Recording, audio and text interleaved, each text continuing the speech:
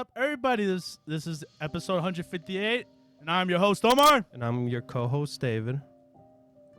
and this is the Anime Squad podcast. And this episode's very special because some of the shows are wrapping up, and we have two people in this episode. First off, we have our other member. Introduce yourself. It's me, Robbie. Here I am, finally recording with all you guys. I know. What's up? I mean, you've been here, but it's just you're finally the must. Yeah. I have, yeah, but I've only just been covering the Sunday shows. Yeah, pretty much. But here I am I'm finally here on Saturday And with you guys. Just in time because we have our returning guest, and that is none other than Pete from the What Do You Say Anime. Hey everybody, yeah, if it's your first time hearing my voice, I think this is like the third or fourth time I've done this, but my name's Pete. I'm the host of the What You Say Anime podcast. We're a visual and audio podcast found anywhere podcasts can be found. Yes, and they do great content like the anime Jeopardies, and they do seasonal animes like we do, and cover shows and movies that people recommend you guys, right? Yeah, we kind of do like a bi-weekly thing where we like nominate and vote on shows that we haven't seen or shows that we think would be like fun to talk about. Mm-hmm. That way we can kind of diversify sort of what we're covering. It's not always going to be the same thing. So one week we might do like an avant-garde anime like Sunny Boy, and then next week we'll do maybe something ecchi like Prison School, where like anything is on the table. So it's really fun to like kind of branch out and really get into a whole bunch of different type of anime that's out there. Yes, very much so. So go check them out. They're very fun, entertaining. I saw their Howl's Moving Castle review, and that was a fun time listening to all you guys talk about it. And for some people's first time Ghibli movie, I was like, what? Yeah, that was actually kind of shocking considering some of the people in our podcast have seen like 300-400 anime, but they haven't seen a Ghibli movie, which is kind of shocking. So Yeah. I'm also the same. It's just one of those things. You just kind of like just slips under the radar, you know. Like you just have so many shows that you've seen, but then all of a sudden it's like, oh, just that one obvious one where it's like, what? Full Metal Alchemist. Howl's Moving Castle. What? exactly. But if you want to hear more about them talk about it, go check out their channel. What Do You Say Anime? And yeah, they're joining us for some of the shows are ending and basically the wrap up of this whole summer season. So without further ado, let's just jump right into this. Starting off with The Gene of AI, episode 11. And Oh yeah. if you guys haven't seen this show, right? I have not. I've only seen the first episode of it, and it was pretty cool. I like the general premise of it. Yeah. And then Pete, I heard mixed things. Okay. It's just one of those things where like, I watch like 20 some seasonals and some of them just don't make the cut. And this is one of them where I heard mixed things about, so I just never started it. Yeah, it's a weird anime to say, right? Yeah, it's just like I've said it weekly, but this is anime like it covers the base knowledge of like sci-fi and like robotniks and AI and stuff like that. And Humanoids. there's some good stories. Like this is very episodic. Yeah. But in this week's episode, they actually continue from the first episode, so that was very interesting to see in this week. But yeah, the episode was it had like two parts, right? But they were connected in a way too. Yeah. And for some strange reason, connected from the first episode, which was the whole. Yeah, that's the episode I saw. What a coincidence! Yeah, because in the first episode, the doctor's mother was missing because they copied her identity. And so, I remember them. I remember them introducing that. Yeah. Yeah. So he got more hints about that in this week. Yeah, it's terrifying. It's terrifying to know about at least during this time period, I guess, in general, like where they could copy you. Yeah. Mm. Yeah, that's true. The whole like replicate like backup memories and stuff like that. Like they went to the ethics of that in the first episode, I remember. Yes, and it's very relatable, like the whole stealing your identity and your social security, stuff like that. Yeah, because this character named Reese, right? Talk about the nurse. Oh yeah, yes. Yeah, so she had a family member and she ended up what do you call it? she came over just to see how she's doing and stuff, like what's her life like and stuff like that. Because we found out her backstory. She ended up in a hot balloon accident, and so the doctor saved her, and then the family split when she got fixed, which I was tragedy, and but the father ended up having another daughter, and then the whole twist with that is that he missed her real daughter so much that he took a copy of her neural system and put it in that other girl. Yeah, so both Oh. yeah, so both of the basically both of them are humanoids, Yes. and he just pretty much copied the original daughter onto a new on the other girl, yeah, the adopted child. adopted child. Oh, And it's- I see. And it sucked too, because that adopted child was like kind of like in the bad side. Like everything is good for our nurse in Mhm. general, while the other one is suffering. Like she ended up killing the father. Yeah. She ended up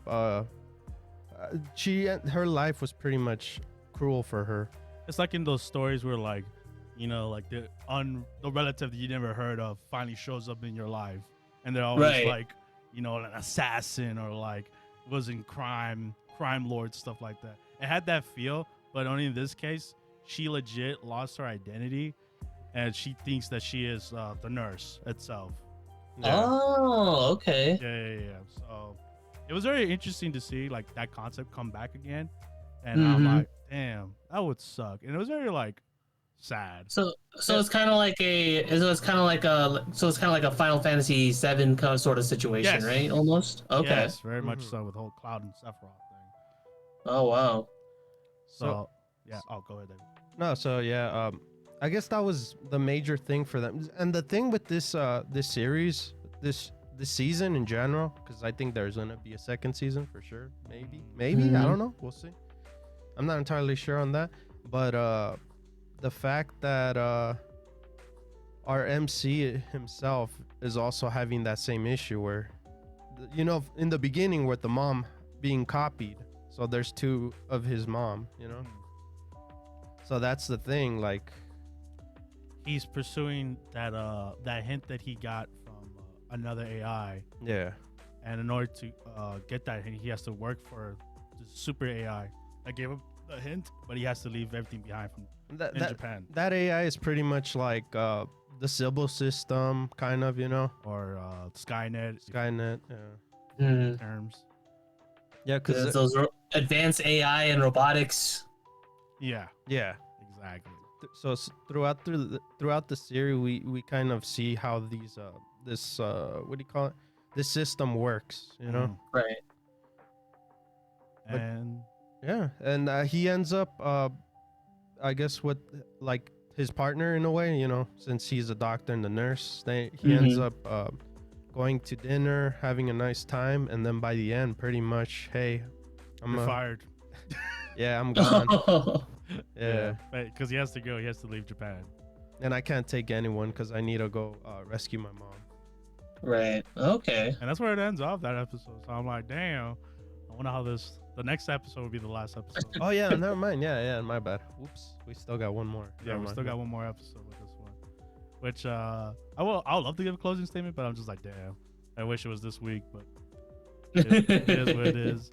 But it's very weird with this show because it's been episodic like throughout the whole season. Like you had like So there's no actual like continuous story. It's like several stories, and you get bits and pieces of this world. But I want to learn more about it, but I can't.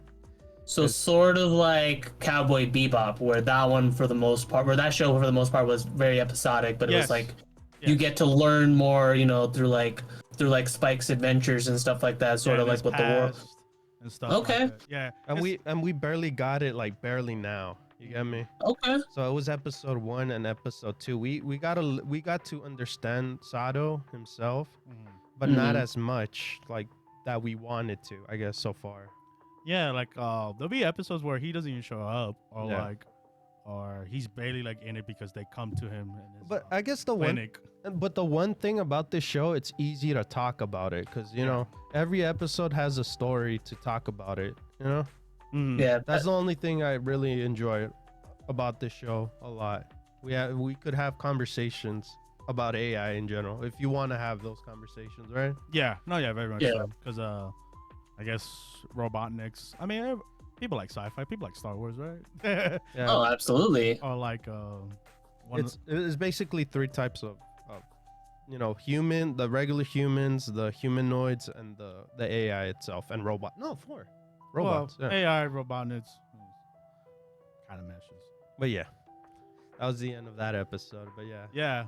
So unfortunately, we can't give closing statements, but So what do you guys? what do you guys think about- after hearing? Oh, that? based on what I heard, I mean, it's a really cool premise for sure. I mean, like in terms of just like how it just kind of like expands on it, and I guess like the fact that there's not a lot of new sci-fi anime to go around in general, it kind of gives you kind of like more to kind of grasp on. Again, like my main reason as to why I didn't continue from the first episode, like past the first episode, was because none of the characters really like grabbed me. I guess like there wasn't any character that I like legitimately was like, just kind of veering That- towards, that was the thing. unless there's a character or two that like gets introduced like later, like a recurring character that gets introduced later. At Yeah, there times. wasn't really anything that just kind of like, and the animation wasn't really like spectacular or anything Oh, based on yeah. what I first No, saw in no. the first episode. So It's very generic. But the show isn't action based kind of thing either. yeah, You're that's not true. looking for beautiful- Yeah, I mean, like, it doesn't have to be, but I guess, like, it could either be action based, it could either be dialogue based, but like nothing from those two camps really like stood out to me. I guess that's kind of what I'm trying to say Yeah, as to why I never. I can see it. Yeah, continued it. That's good. That's good. yeah, Good like, points. yeah, we'll talk about that more, but next week. But I guess, what do you think, Pete? I From don't what we know. said. I guess I already made the decision not to watch I it, know, I know. and yeah, Okay. it does sound like the premise does sound interesting, and like Madhouse is doing it, which is my favorite studio, Mhm. but just nothing. I don't know. I think at this point it's too far gone for me to pick up. Okay, Yeah. that's fine. All right. I was just curious. All right. Well, with that being said, we'll wrap it up with next week. And with that being said, we move on to the next anime. We have Heckle, episode 11. Heckle. Oh, Man. wait, you mean Helck, right? Helck. Oh, Helck. Oh, I say Heckle. Forgive me. I'm bad with names. But yeah, All Helck. good. Helck, episode 11. And this Hey, is probably my favorite episode. it's because Pee Wee. Is it because of Pee Wee singing? Yes. A pew. Pew. Pee Pee Pee Pee. No, but not just because. Well, it has to do something with that. But I just like that the whole story with the Warrior of Darkness, and Yeah. his whole his whole tragedy of why he became that, and his dying wish, which was The tragic hero. the tragic hero. It gave me the vibes of Kiritsugu from Fate Zero. Okay. Oh, okay. I can see that. Because he wanted to be the hero and save everyone. Mm-hmm. Yeah. Right. But yeah, I had fun with this episode in general. It wasn't as stale as the other two episodes, to me, Oh. I guess. But this one actually got entertaining. That's the thing with this show. I feel like this show needed more of a budget, like animation wise. Yeah. What studio is working on this one? Was it JC Staff? No, it was not JC Staff. State Light. Yeah, Oh, State Light. Okay, I know that one. yeah, because this show would have Yeah. done way better, man. Yeah, because in this episode it was like Heckle going serious mode. Heckle. Heckle. Oh, Heckle. Helck. Helck. Helck. Helck. Forgive me. Helck going serious mode, and it was like, oh man, it's gonna be badass, and it's just Yeah, like, okay. it was the first time where you actually see Helck trying to kick ass, but like not succeeding at all because dude's a ghost. Yeah, he's a You ghost. know? His dark- Dude's gonna regenerate regardless of He's what literally goes on. smoke. Yeah, Yeah. bunch of shadows. Yeah. And I was like, damn, this time he's struggling. Mhm. For Yeah. what? And got cut. Yeah.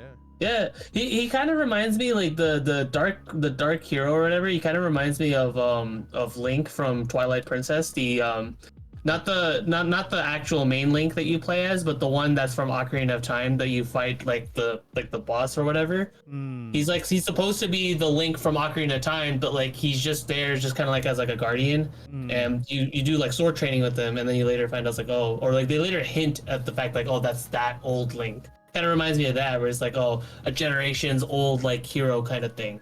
But interestingly though, it's not really a generation's old thing, because later we find out that his sister's also still alive, and it turns out he did actually save her, because that was kind of like his big regret. It's like, oh, I didn't get to save anyone. And that's why I get David saying the whole Kiritsugu. Right? Yeah. Like he But he Must be a hero. actually saved this. Yeah, he actually saved. Yeah. From the. He actually succeeded. Yeah. That was crazy. I was like, damn. Okay, I guess he got to save quite a few people. He just didn't know it. Yeah. He was too into the darkness, you know. He was consumed by fear. Yeah. You know. Very much so. But yeah, it was a really good episode. Just like how David brought up, I just wish the animation was a bit crispier. Yeah. And I love the ending where they're just writing on the wall to see who goes the furthest. You know, when they're running on the little the platforms. Yeah. Oh. And then Puru is like, he's like, oh, I can fly though, and he's gonna jump into a giant gaping monster. Oh my at the gosh! very end, Yeah, at the very Yeah, end. Yeah. that's the end of Pee Wee. That's what I thought. Yeah. But until you see like the end credits, and then I'm like, oh, okay. Yeah, the previous, like, oh, Previous, he's yeah. fine, he's fine, guys. The hard mode is just not seeing the previews and just assuming the worst. That's the end of his career as an adventurer, right there. Don't say that, man. That's my favorite character.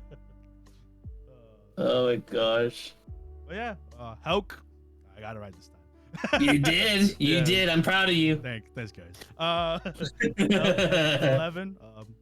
Great fun time, and this will be continuing off for next season. It's gonna have a second part. Yeah, it's like what, like 20? It's like the whole thing is like what, 24 episodes or 24 something like that. Yeah. Yeah. So I'm still having a fun time with Helck, and I can't wait for more. Can't wait to see once they go back to the Demon Land and wreck shop. Demon Land. Pete, do you have anything to say on this episode? I thought it was like kind of oddly paced. It did at times. I saw that. I feel like there should have been a little bit more build up for what is sort of like the outcome of this episode, because the outcome was to get like the sword that he's probably going to use going forward for some specific reason, and then the negative effect of the curse of the sword that he's going to have to battle through. And to me, it kind of felt like it just came out of nowhere. Like it was kind of like a big deal of what happened, and I felt like there was like no foreshadowing, no real build up, other than the fact that like his sister was like, oh, he like whispered something to Pee Wee before they left, and there was like some dialogue. It's like, oh, they're never going to make it out alive or something like that if they go out there. I'm like, I feel like you should say something if they're going to die. Yeah, I have my qualms with Helck in general. I feel like every third episode is like really good. I really enjoyed the cooking episode before this. This one was just sort of just oddly paced to me, but from what I've heard from everybody saying is that the second half of Helck is where it gets going. Where like everyone's like, even like the manga readers who like love Helck are like, the first half is not good. The second half is incredible. So I am fully on board waiting to see what happens in the second half to like really judge the show, because right now it's like borderline drop for me, but I'm gonna continue with it, and then I'm gonna start giving the second half a couple more episodes to see where it goes. But I thought this episode I thought it was okay, just a little poorly paced. Right. Yeah, because like from this first season, we were stuck on the island for a long time, and we were like, when are we leaving the island? I think the only thing I had issue on this episode is like, I wish I heard Pain from the darkness warrior guy. Like I wish I heard him with Pain and stuff. Like he was pretty much quiet through the fight kind of thing. Yeah, I didn't even know he could talk until he actually talked. Yeah. I wish there was like pain and suffering kind of thing while they were fighting, other than clashing out. Him being quiet and. Yeah, I quiet, got you.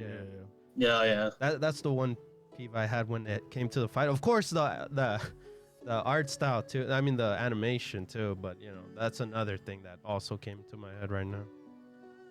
Yeah. All right. Well, we'll see if the manga readers and everyone else saying second half is true or not. And we'll be moving on. Moving on to the next anime. We have Regine of the Seven Spellblades, episode 12. And this is not. Oh my!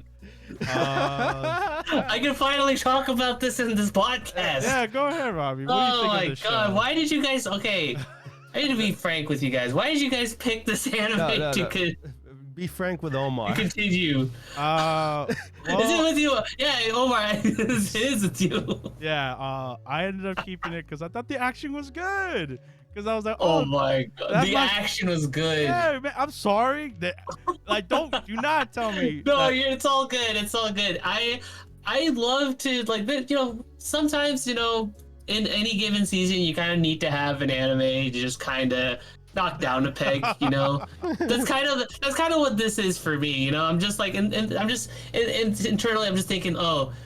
Harry Potter. You got your Hermione right here. And- You got your okay. sorta Ron And they're Weasley not- here. but the thing, at least those characters are interesting. These are not an interesting. Yeah, Ron and cast. Hermione are great from Harry Potter. See, okay, so when I was watching it, I was like, okay, it's just gonna be like Mashal, not like Mashal, but like No! the world of it, like Harry Potter, and you're like, oh, okay, another magical world, let's go, and like, and then like they killed the wolf, and then there was a troll and the creatures. Like, oh, I love mythical creatures, and then the fight with the Phoenix, Garuda, Yeah. and I was like, oh, that's a Yeah. cool fight, right? That's a cool fight. But after all that, it's just down the dumper, and like it's just making its own story. It's not consistent, Yeah. and I'm just like, what is going on? See, I will say this though. I will say this. It's interesting you bring up Mashal because I think the one thing if I could like dissect something from like to take from Spellblades over to Mashal, it would definitely be the animation because like Mashal's animation is probably like the weakest aspect of that show. Nah, but this show also has bad animation too. Of course, maybe in the beginning the animation. Oh, was in the beginning, fine. yeah. The beginning animation in particular is what I'm referring to because the whole fight with that senpai, was it named Milligan or something? That one was like, Yeah, not super great. Yeah, but later down the line it started. They started cheapening down. even Oh worse. yeah, with the werewolf one. Oh man, That was funny because there was a moment where they didn't move him around. He would just. I don't know if it's even the story. I felt like it was really like, hey, we're gonna just make her run and the werewolf guy run straight and that's it. While the Yeah. other two are on the side. So what's the whole point of having? What's gonna happen there? Was she gonna jump and the wolf guy was gonna separate and attack those two? No, they just go straight ahead. It was like what are those called? Those games? which one? The medieval kind of game. Oh, jousting. Jousting. I thought they were Jousting, yeah. jousting at that point. I'm still in Harry Potter mode, so I thought you were gonna talk about wizard chess for a second there. Oh, I wish they had Wizard Chess. Anyways, we're not even talking about the episode. Just But yeah, that was the sum of what. Yeah, of and- what it is. and What? Pete, you skipped in this one as well, right? I did. It's and- horrible. Oh, you're lucky. I would not recommend this show. yeah. But at this At point, least the other anime has some form of redeeming quality. This one's like literally like, yeah, just get drunk and just like watch with your friends just to make fun of it, yeah, kind we're, of thing. we're hate watching at this point. We're hate watching it at this and point. this episode ain't no different. Since Pete, you're in this anime. Oh, Pete, actually. you're in this anime. God, Oh, am why- I? Yeah, Yeah. there's a character named Pete. Oh, And, Yeah. I might watch it now. But you were taken though. you were taken. You're a hostage by this lovely Oh, damn it. succubus in the labyrinth because the school has a labyrinth. and they, of they course. love visiting there, by the way. That's like their main spot. so the succubus is after men, of course, right? Yes. But the thing is that Pete is not a man. He's a reversey.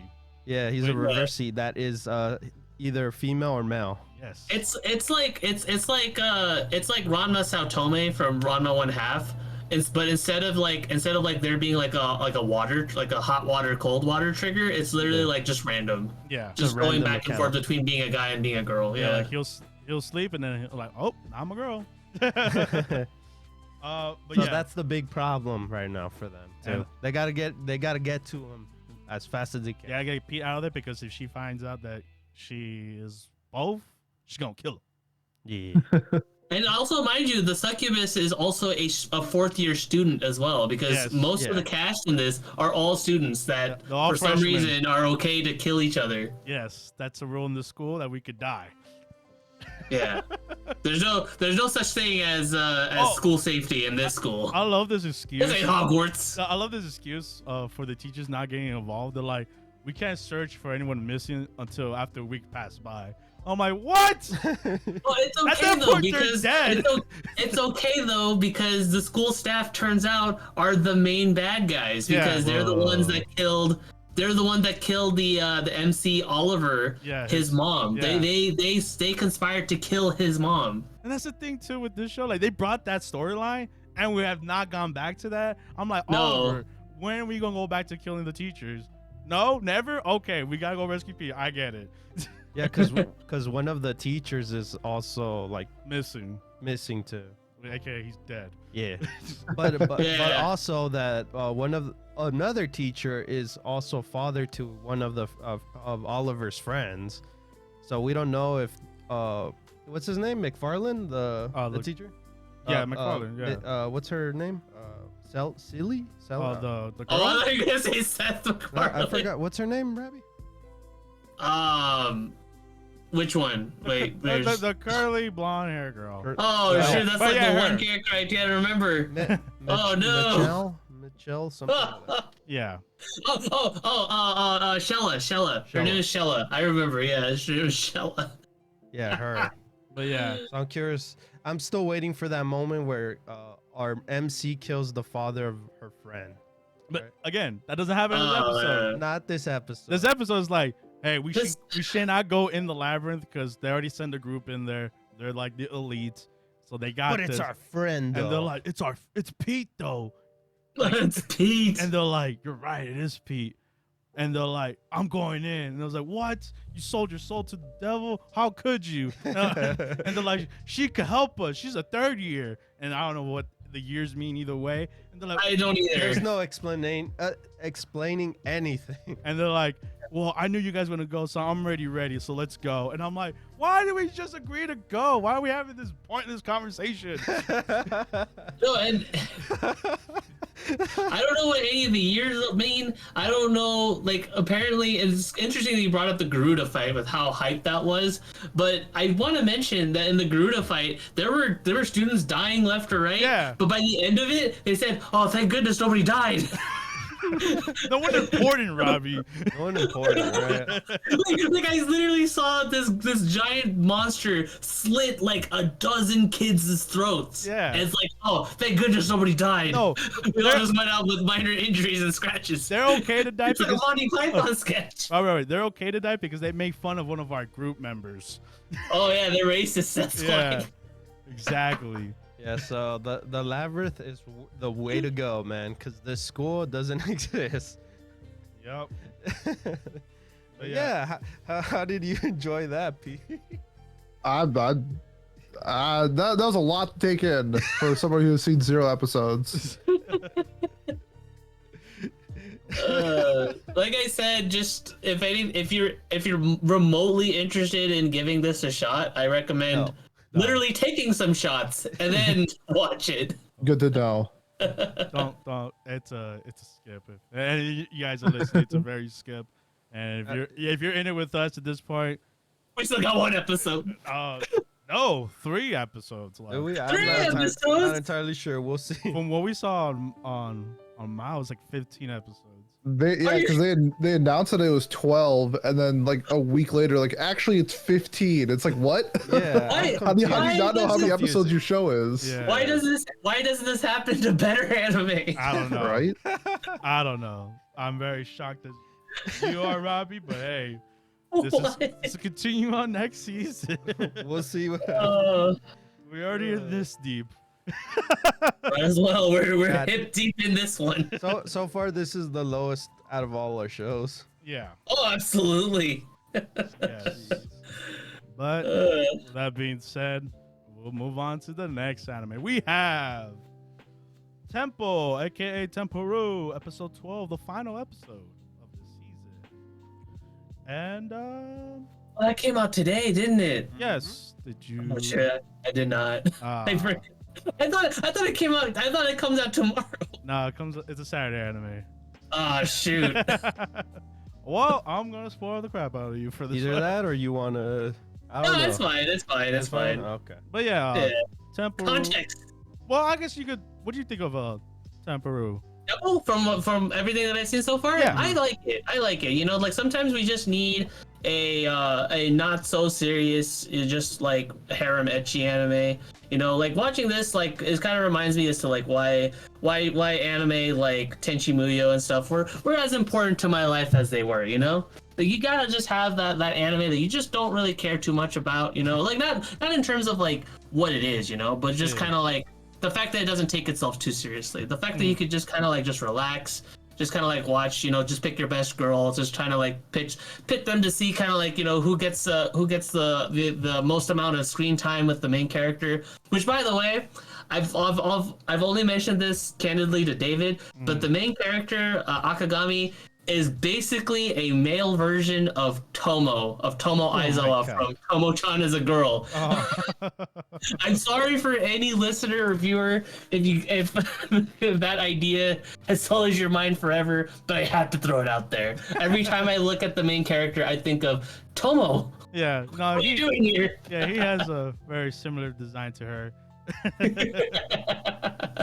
But yeah, no, all around it's a nice anime. You know, it's no like top 5 material or anything like that. Not in the slightest, but it's still enjoyable. It's just a nice, enjoyable anime to watch.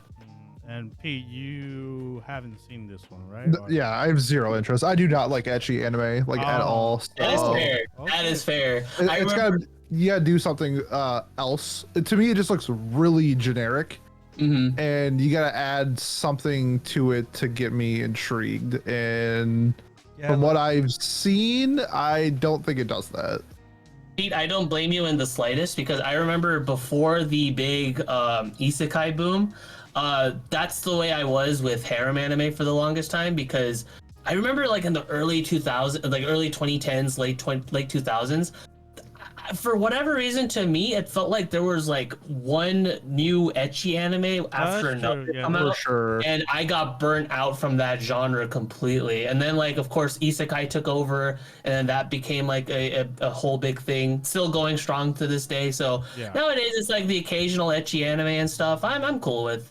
Again, it's like just those type of shows that I could just kind of like, you know, not take super seriously or anything like that, and just kind of enjoy for what it is.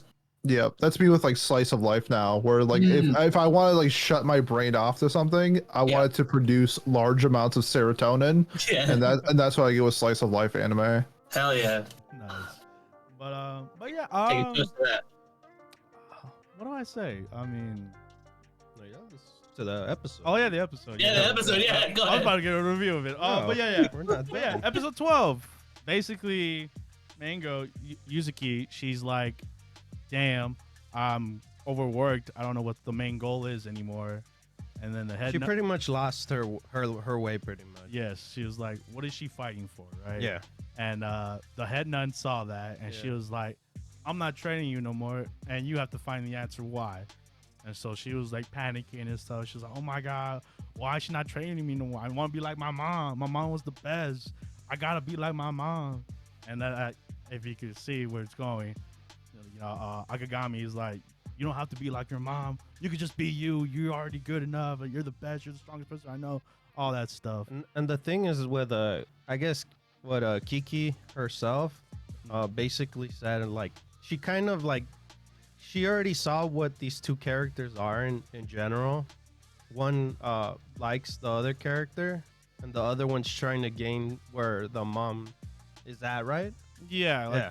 she was really like she idolized her mom and she wanted to be like 100% like her. Yeah, But then we find out like her mom kind of abandoned them. that was pretty sad. Yeah, like she left, and like they never explained why she left or like her reasoning for leaving the temple. Oh, so her mom is basically like Akagami's dad. Yes, in Yeah. a way. Maybe they left. Maybe they left together. Whoa, they hooked up. No, They hooked up. no, we're not going there. We're not going domestic. Whoa. Oh, domestic girlfriend. We're not going that way. But yeah, she ends up going missing, running away, trying to find a job, something like that. And it's up to Akagami and the girls to kind of find out where she's at. But he, obviously being main character boy, he knows where she's at. Well, yeah, because he remembered the location she found Him. Yeah. Yeah, when he ditched the temple, Yeah. and it was like full circle. It was pretty much full circle, like you said. And yeah, she's like, yeah, you're the best Akagami. You know. But I think this show kind of ended it off kind of like, hey, I'm here to help you, kind of thing, you know? yeah, because It was not like a relationship, anything. Like not at all. I'm Because go. oh yeah, not at all. Because Akagami really is trying to be a priest. Mm-hmm. You know, so he has all those sexual fantasies pushing it to the side. And I think that's the one thing I liked about Akagami throughout through the show. He's like, I can't think dirty. Punish myself. You know. It gave me the vibe of Konosuba kind of thing, the comedy wise Oh, okay. at times. Mhm. But yeah, But yeah, and then after that, she finds her answer of, I'm doing all this because I want to save the temple and the people. hmm The head nun just like, yo, I'm training you again tomorrow. Don't trip. I just need you to find the answer. And for yeah, both technically. for yeah. both, yeah, both Akagami and Yuzuki. And that's where it ends this season because it doesn't solve everything Mhm. that it's built up to. So Yeah, because she still needs to get married to the priest yes, himself to I guess build up this temple again yes, and by on that- her way. and buy that new statue somehow. But none of that's solved, so obviously they're gonna sequel bait us. hmm Of course. Of course, that's kind of how it would be. Yeah. Anime 101. And but yeah, that's how the episode ends and that's how the season ends. I guess you go with your review first. Oh yeah. I guess now review time with TenPuru, aka Temple. I thought it was a fun ecchi show. I think Akagami is a very different main character because usually you see in your harems ecchis like he's sexually attracted to girls, stuff like that. And in this version, he's the opposite. He's like, I don't want to be attracted. I'm trying to be a priest. No way, Jose. I'm not trying to be like my dad. Stuff like that. And I think I liked watching it when I was catching up to it. When I was watching it episode by episode. And I think watching it weekly, it kind of hurt it for me because not a lot happens in an episode. Of course. So I think, and for some reason, I watched it dubbed. And it was actually good dubbed on the English dub. I really enjoyed the main character, Akagami, and dubbed. And then transferring to sub, I was like, oh. Maybe I kind of. Once you hear it the first time, you kind of connect to it right away. Yeah, exactly. So I kind of hurt myself how I watched it. But the girls, I enjoyed the girls. Yuzuki, the main girl, and then Mai, the one that's trying not to be dirty, but her nature is to be sexually dirty and stuff like that. And yeah, it's not out of the park show of the season or anything like that. I think it's just like how Robbie said it and how he explained it. It's just fun time. You could probably put it in the background while you're doing something else. So with that being said, I give it a 5 out of 10. Damn. Yeah, I mean Okay. it's average. I think it's good. Yeah, it's not doesn't hurt me and doesn't do anything fantastic. So Okay. what about you, David? For me, I enjoyed it. I like the comedy wise. When I said Konosuba, the cheap version of Konosuba, kind of thing. Nice. Oh, it's a light. Yeah.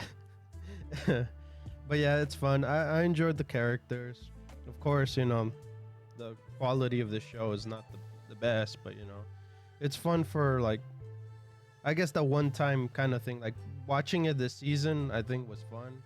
But what I like watched it, like if you like told me to watch it, then we'll see. Like you would recommend it. Yeah. Gotcha. Yeah. So it's not like one of my top shows. I would like, hey, you should check it out, kind of thing. Like, yeah, you could check it out someday. It's like will you remember it in 3 months? Yeah.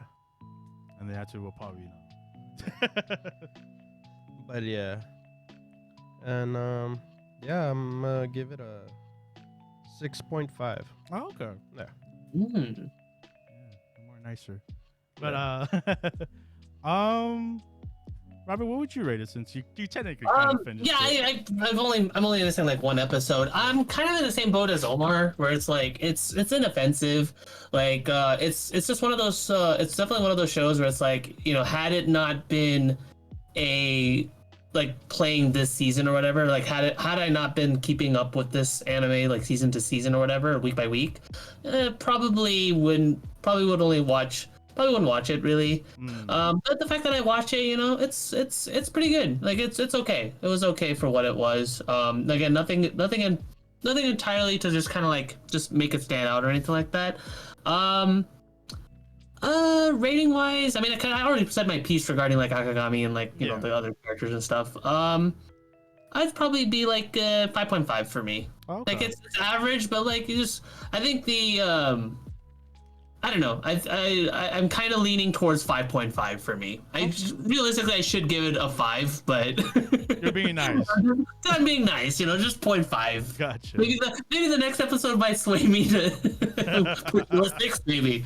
Man, no, 5.5 for me. Okay, that's funny. Yeah, but yeah, Pete, you didn't miss much, and like you said, you don't watch ecchi shows, so. Yep, gotta do something special for me to watch it. And doesn't sound like it did. It did not. No, it did not. He dodged 2 bullets. But yeah, with that being said, we're gonna say goodbye to Temple. It's nice knowing you. But we have to move on to the next anime. We have Undead Girl Murder Farce, episode 12. And man, talk about a show that, you know, I went from unenthusiast to wow, I'm really excited to watch the next episode every week. Pete, which you caught up to the show, right? Yes. Yep, I'm caught up. And this one I'm not. Okay. Oh, okay.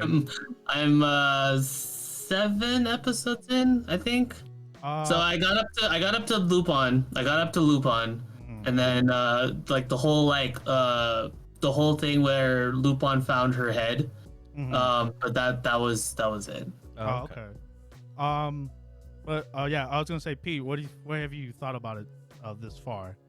I think this has been like the sleeper hit of the season. I think the show is fantastic. Everything that they do with like the different characters, you know, you mentioned Lupin, and then we've got, you know, like Holmes and Watson was involved, with Moriarty, and now we're kind of wrapping up this arc where we find out that just everybody hates werewolves. Like everybody, just like God, yeah. God, this is a legit, like kind of an unsettling episode where I was like, oh, they're just gonna genocide this town, I guess. Like this is wild because I don't understand, because I know why they're searching for the werewolf village. I don't know why they need to kill everybody yet. So maybe we'll get that answered next episode. But yeah, this episode's a lot, and then we kind of got the teaser at the end where Aya feels like she figured out everything. So I think we'll get the conclusion. No, yeah. Next episode. She kind of solved it like during like the midway of it, because she said, "Oh, like I have this final thing, but I'm gonna save it a bit for later." Yeah, because we still don't know who killed the girls yet. Yes. So still trying to figure out who did that. I don't really, that's the one thing, is like the mystery in this has been really fun. I thought how they hijacked the diamond was like a really fun like little heist that they did. and how that led up into like Moriarty and his crew was really well done. And I think we're gonna get the same thing with the next episode, where I think it's gonna flesh out everything and have a really conclusive end to a first season. Yeah. Maybe we'll get a second season. I doubt it, but yeah, this is just really fun. Yeah, because still in this episode, I'm still confused on whether who's killing. You know, we saw the Yeah, we don't weapon. know that yet. Yeah, we saw everything there. Everyone, like, we had like check marks and stuff, like, no, not check marks, but like little lines on the wall and stuff. The little getaway kind of thing too. So I'm curious what I don't know how they're solving these. It's one of those things where like there's probably been clues, yeah. and I just haven't noticed, and then Aya's all lay it out. It's like, oh yeah, duh. Like, so that's one thing. I just love Aya as a character. She's so much fun. Yeah. You know, for a severed head, has so much personality. It's because she always does the joke where like she met up with Shizuku because she was in prison or whatever, and Shizuku's like, "How you doing, Aya?" She's like, "Well, from the neck up, I'm doing great," or something like Yeah, that. Like yeah. stuff like that's just like really funny. But yeah, like what Pete was saying, like that wasn't settling with the whole village genocide act, and I was like, whoa. I kind of like these werewolf people. Like this. Yeah, me too. Like, why are we killing them? Especially like when our main guy's like, Yeah, because he's also killing too. and I was like, wait, you could just put him asleep. I hope. Inuchi, Yeah, I think that's how you say his name, right? the Oni Slayer. I'm like, Yeah. whoa, just put him asleep. You don't have to go in his throat and rip it out or something like that. And then the other squad too, like, is killing as well. The banquet squad. The banquet squad as well. We're not entirely sure on what they're going for, other than Well, the werewolf, right? werewolf, Yeah, right? to make their perfect. Oh yeah. The Chimera. where I had a brain fart on that. Yeah, you're right. There you go. Yeah, Yeah. that's what they're there for. But I guess the white group, I forgot what they're called. Oh, that I call the white coats. And The white their coats. organization. I don't know why they're there. Yeah, no. Did that ever get? I don't know if they ever told us like what their group is called, other than just their names. Yeah, Yeah. Kyle and what's the other one? Uh, I Cowboy don't Girl. Alice. But yeah, and that whole reveal with the whole little girl in the wheelchair, how she kind of set up that werewolf girl. That was heartbreaking. That scene with Hermanem, whatever his name is, the guy with the glasses, the old man, the chief, I guess, right, of the Yep. human. Yeah, that scene was like, damn, he was getting like flashbacks of the moment that that building got attacked and all that. I love that visual. This show is visually nice. Yeah, Even It though is. it's like it's really like disturbing, but it looks beautiful.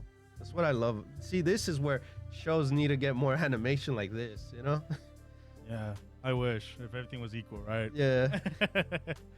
But Robbie, Yeah. after hearing this, and I didn't even ask what your whole opinion about the show was. So Oh, this in general, it's fantastic. It's fantastic. It just sucks because like it's one of those shows that just sort of like fell on the wayside for me, and not because of like the show itself, but just because like it just kind of like just sort of got left behind inadvertently. But I do intend to catch up on this one. This one for sure. I'm not gonna just leave behind on the dust for long. I do intend to catch up on this one for sure. oh yeah, very much so. And next, like we said, next week would be the grand finale because everyone's fighting each other at this point. Yeah, all teams are here. Yeah. So, and I just like, just one more thing, like how the show edits, like their clues being solved, or like just the edits itself. I'm like, man, that's really good. That's really well done. Mhm. But yeah, that was Undead Girl Murder Farce episode 12, and we'll be having to move on to the next anime. We have My Happy Marriage episode 12, the finale of the first season. Oh man, this was Yeah. hype. I caught up to this one. I saw this one. Oh, okay. I'm glad. But yes, let's go, Robbie. What have you thought of the whole season? The show as a whole, Yeah. I really enjoyed it. I kind of like the whole thing about, it's basically like a Cinderella story, except like except of course the whole like element of I was gonna say except the element of magic, but I forgot Cinderella had that too with Fairy Godmother. Yeah, fairy godmother. No, I guess the overall political drama aspect, I guess, you know, the whole like family. It's like all the like this family versus this family and like all that stuff. Yeah, like the bloodlines. Yeah, that one kind of. it has that singe of like of Naruto, like the Hyuga clan versus the Uchiha clan kind of thing. Yeah. I guess that one's kind of like more accurate. I'm going somewhere with this, guys. Yeah, overall, like, you know, it was great. Like, I really enjoyed just kind of like learning it, because I'll be honest, when I first started my happy marriage, when David told me about it, I was just kind of expecting just kind of like a down to earth sort of. I mean, it is down to earth a lot, but it's just again, it's just that sort of like pinch of mysticism. The fact that, like, you know, you got like these families, you got powers and all the demons and stuff, the ghosts. Yeah. So that was kind of what I was expecting, but like the fact that when the first episode ended and it showed off like the powers and stuff like that, like people could do, I was like, whoa. Yeah, not expecting this at all. I had the same. That was a cool twist. I had the same impression when I first saw it. I was like, whoa, this is kind of cool. Yeah, and just in general, like the chemistry between like the two main characters, between Miyo and Kuro, is really nice. I really enjoyed just kind of like their overall thing. I like the budding relationship, the fact that like he doesn't trust anyone because they're after his family name and stuff, but like she genuinely is just trying to like fit into he doesn't know exactly. She also, her development with like her not knowing what a family actually is because of her traumatizing past. You know, it was really well done. The fact that it's just her just healing basically is really cool. No, yeah, very much so. And this is part like my favorite show of this Oh, season. okay. Yeah, man, because Nice.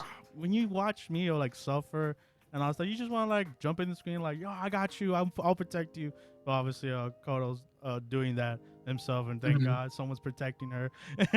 Yeah, I know. So but you know, in this episode it was vice versa, and I'm like, oh, that's fantastic. And I really love the finale. Great. I was like, okay, she's not only did she you know, helped herself, like healed herself first, and then she went to go help, you know, Koto himself. That part reminded me of Persona.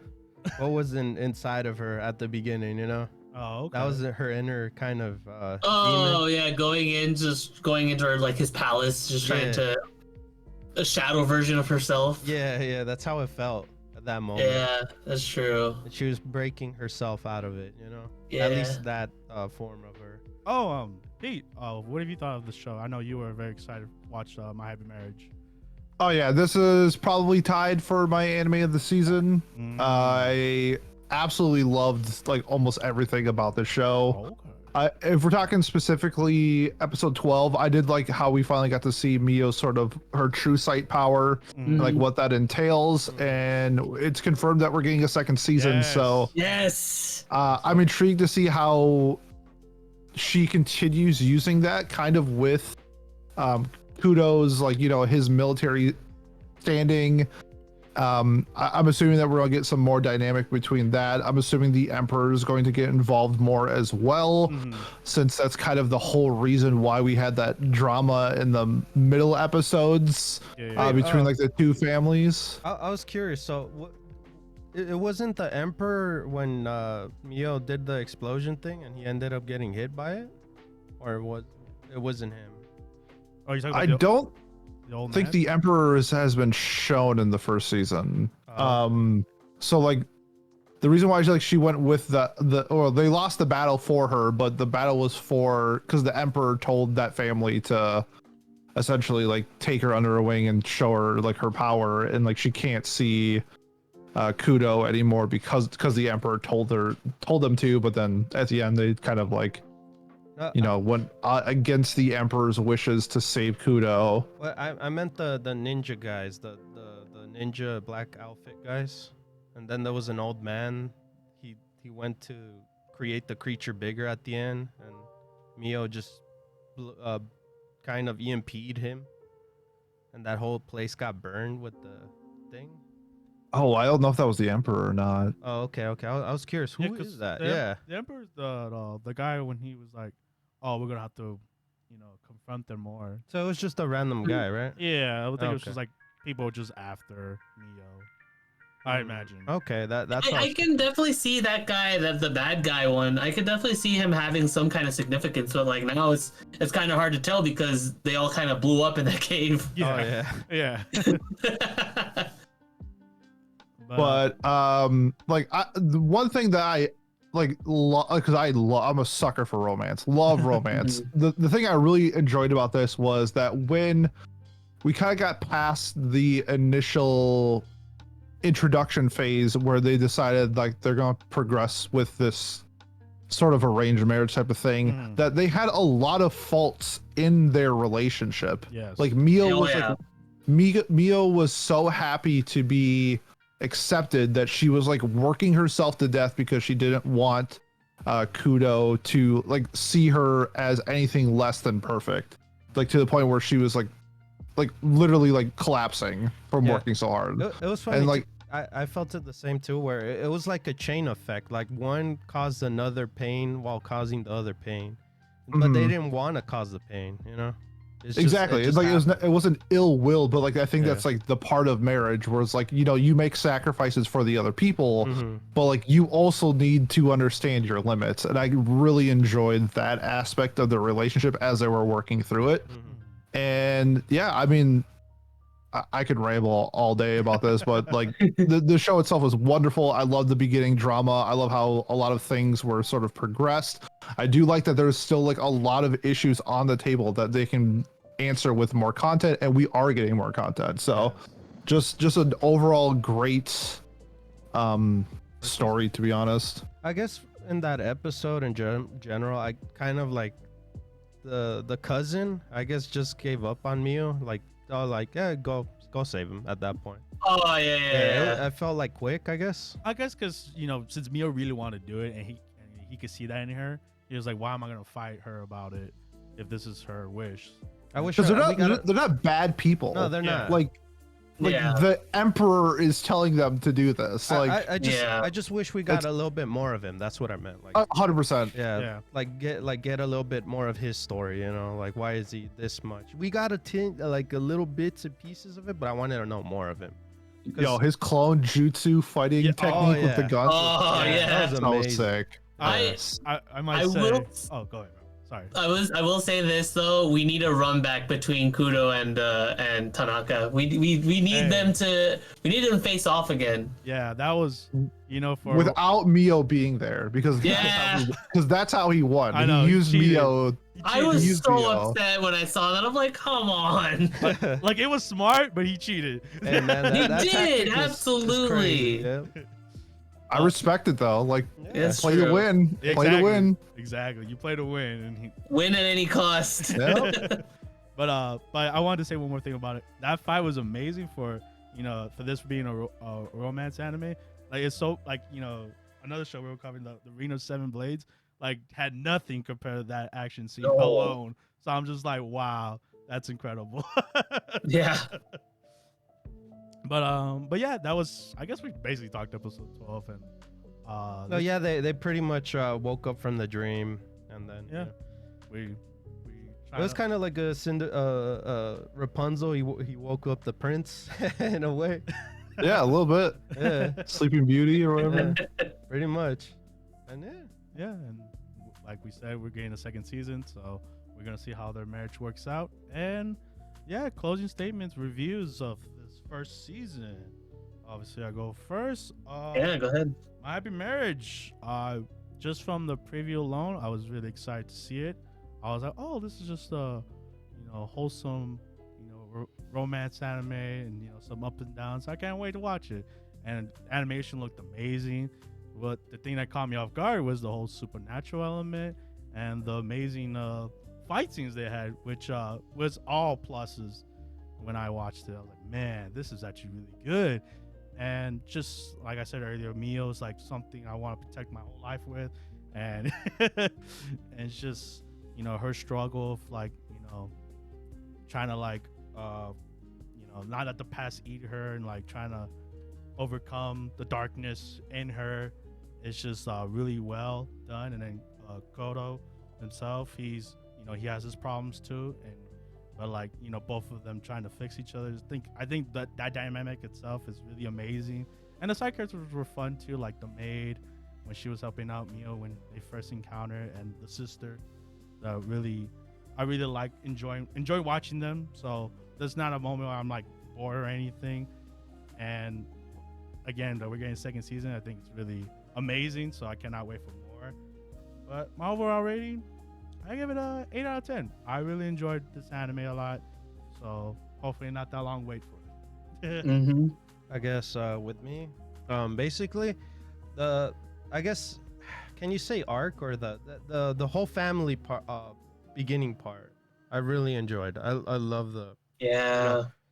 Well, I don't love. I kind of. I was. It was hurting The conflict. me. You like the conflict. Yeah, I love the Yeah. conflict. Yeah, and you see her suffered and you feel pain for her and stuff like that throughout the whole thing. You want her to succeed and stuff like that. And that finale for that part was amazing. I like that part where they had that whole fight between the fathers and our MC Kuro. Yes. Yeah, I love that whole scene. And then I guess the second half, I still liked it, but not as much as the first part. You know, I'm not still the fighting scenes are amazing too. I enjoy them too. The story as well, but not as much as the beginning part. I mean that part in general, the first part. But still, I still enjoyed it, and I'm at 7.5. Oh, okay. Mm. Robbie? I guess me, yeah. So I've pretty much stated again from the beginning, like my thoughts on the show. Mm-hmm. But yeah, no, based off of everything else, like it honestly, this one felt like, in a lot of ways, felt like a nice package, like a complete package almost to me. Regarding like the character building, obviously, we still haven't gotten the actual marriage part. Ironically enough, gone through a whole season and they're just still now like My still husband to be. engaged. Yeah. I know. But I had a fun time with this one. This is the show that also like David told me to check out kind of late in a sense, because I think at that point 5-6 episodes had already come out, but I literally like went through it all, like went through like those 6 episodes like through like nothing, because I was just so like hooked. I just wanted to know what happened after that. And then, yes, I do agree that the family arc was like legit like my favorite thing to come out of it, especially the outcome too, like the fact that like they did something as horrible as like kidnapping her and stuff. It was like, and then Kuro comes to save, and it's like, man, that hit me right there. Overall, I really enjoyed this anime. Animation was also spectacular too. I love the characters. Yeah, I'm kind of with Omar. I want to give this one a good 8 out of 10. I honestly cannot wait until that next season comes out so we can get more. This show wasn't like particular. I think we didn't have it off the start. I had it on the side. But wow. Yeah, so I ended up pushing it, I think, right? Onto the shows? Yeah, you wanted to watch it on your own, and Yeah. I was like, why don't we just put it in the main podcast? Yeah. And, Nice. Pete? Yeah, I love the show. One thing that I want to touch on that I thought was like kind of like a lot of people didn't really talk about, but it's something that I just fell in love with was Miyo's voice actress. I thought she was absolutely incredible. Just sort of portraying this timid, broken person, and I thought that emotion was relayed fantastic. I did kind of like the cold hearted of Kuro in the beginning, and him sort of like opening up his shell a little bit throughout the story. I enjoyed that element a lot. I love that Kaya got sort of sent off to boarding school or whatever she did for like years. That's what she gets. Her and her mom and the whole family deserves their entire compound to be destroyed. Love that revenge aspect of it, sort of, for just mistreating Miyo for all of these years. This is just like a me show. Everything about it I really enjoyed, and not a whole lot to nitpick in terms of things that I look for. But yeah, I'm looking forward to more. I'm giving this a 9. Hey, nice. All right. And yeah, that is My Happy Marriage. If you haven't seen it, what are you waiting for? Go binge it on Netflix or whatever streaming service you got it on. And So happy that your marriage is happy, dude. Thank you, bro. It has its ups and downs, you know. But but with that being said, we're gonna have to say goodbye to my happy marriage. Well, hopefully not for long. Oh. I'm sorry. With that being said, we move on to the next anime. We have Horimiya, The Missing Piece, episode 13, the final episode of this episodic missing pieces of the main Horimiya series. And Okay. and Can I? this Oh yeah. Can I say it? oh yeah, Robbie, Okay. you have not seen Don't it. hate me. I Don't hate hate. you I've already. not seen this at all, and it sucks too because I love the original Horimiya. Mm. But I don't know. I just felt like I'm just, to me, it's like I know this is sort of like just to fill in the blanks, but I just never started it, man. It's just because I already know what happens. I'm like, I already know they end up together. I already know this. But don't I you get want to this, see I them like more? this. I do, but it's like this is all like events that we've already. This is all like in the timeline. This is before it ended. You know, like maybe if this is like a continuation, No, then I'd be down to see it. But like, you get to know more about the other characters other than Hori and Miyamura kind of thing, you know? The Miyamura and Yeah. Hori are there, and of course I was they gonna have say, their yeah, episodes, Miyamura, you already kind of know Yeah. like what they're about and everything. but it doesn't go into Miyamura as much either. It's more of the rest of the cast. Yes. That makes sense. Yeah, because those two, because our two main love interests, you know, you already know a good amount of them from the first season. So I guess I have the side characters I get to kind of like shine more. Yeah. Pete, you've seen this one?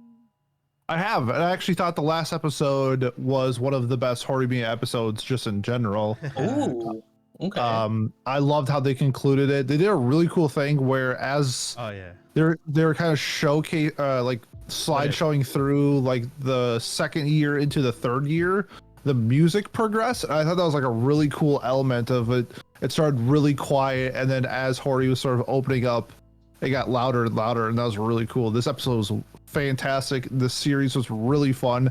It was kind of like the ranking a kings side thing where I love ranking a kings, and I liked the side thing. This is sort of similar. I liked sort of like the structure of the progression of the main story, but I think if you're a fan of Horimiya, this is definitely worth the watch. And the episode 12 was just like the cherry on top. It was a great episode. Very much so. And I love the ending with like when she gets the haircut and she's like, Yep. how do I look? And she's like, you look great. And it's like, no, I look like a boy. It's like little cute moments like that you see in this throughout the whole show. And I like how his solution to it was to get a shorter haircut than her. Yeah. Yeah, I like that they don't explain like what happens during the little, I guess, I don't know what to call it, a flashback or anything. A dream, right? It was Yeah, the whole what Pete was talking about. yeah, because it felt like a dream, you know, like what if they never met, you know? That's how it felt. Like he was like he sat down, he was basically like himself, like just how he was, you know, he was closed in, no one talked to him, he was just there, you know? So throughout the whole entire episode, it's just him there and everyone's hanging out. Like little by little, they started grouping up together and they ended up being friends, except more Miyamura. Like he was like the last one. Yeah. But she finally, like for her, like she felt like she was missing something every single time. Like there was moments like, like I feel like someone's missing. So every single time, by the end, she finally realized, when her phone fell between his legs. Yeah. So. No, but yeah, I really enjoyed that moment. It was really cute. And I'm like, damn, they were always meant to be. I guess they don't see a world without themselves. They'll find themselves someday, you know, kind of connection. Yeah, it's like me. I don't see myself in a different timeline where I haven't seen Horimiya.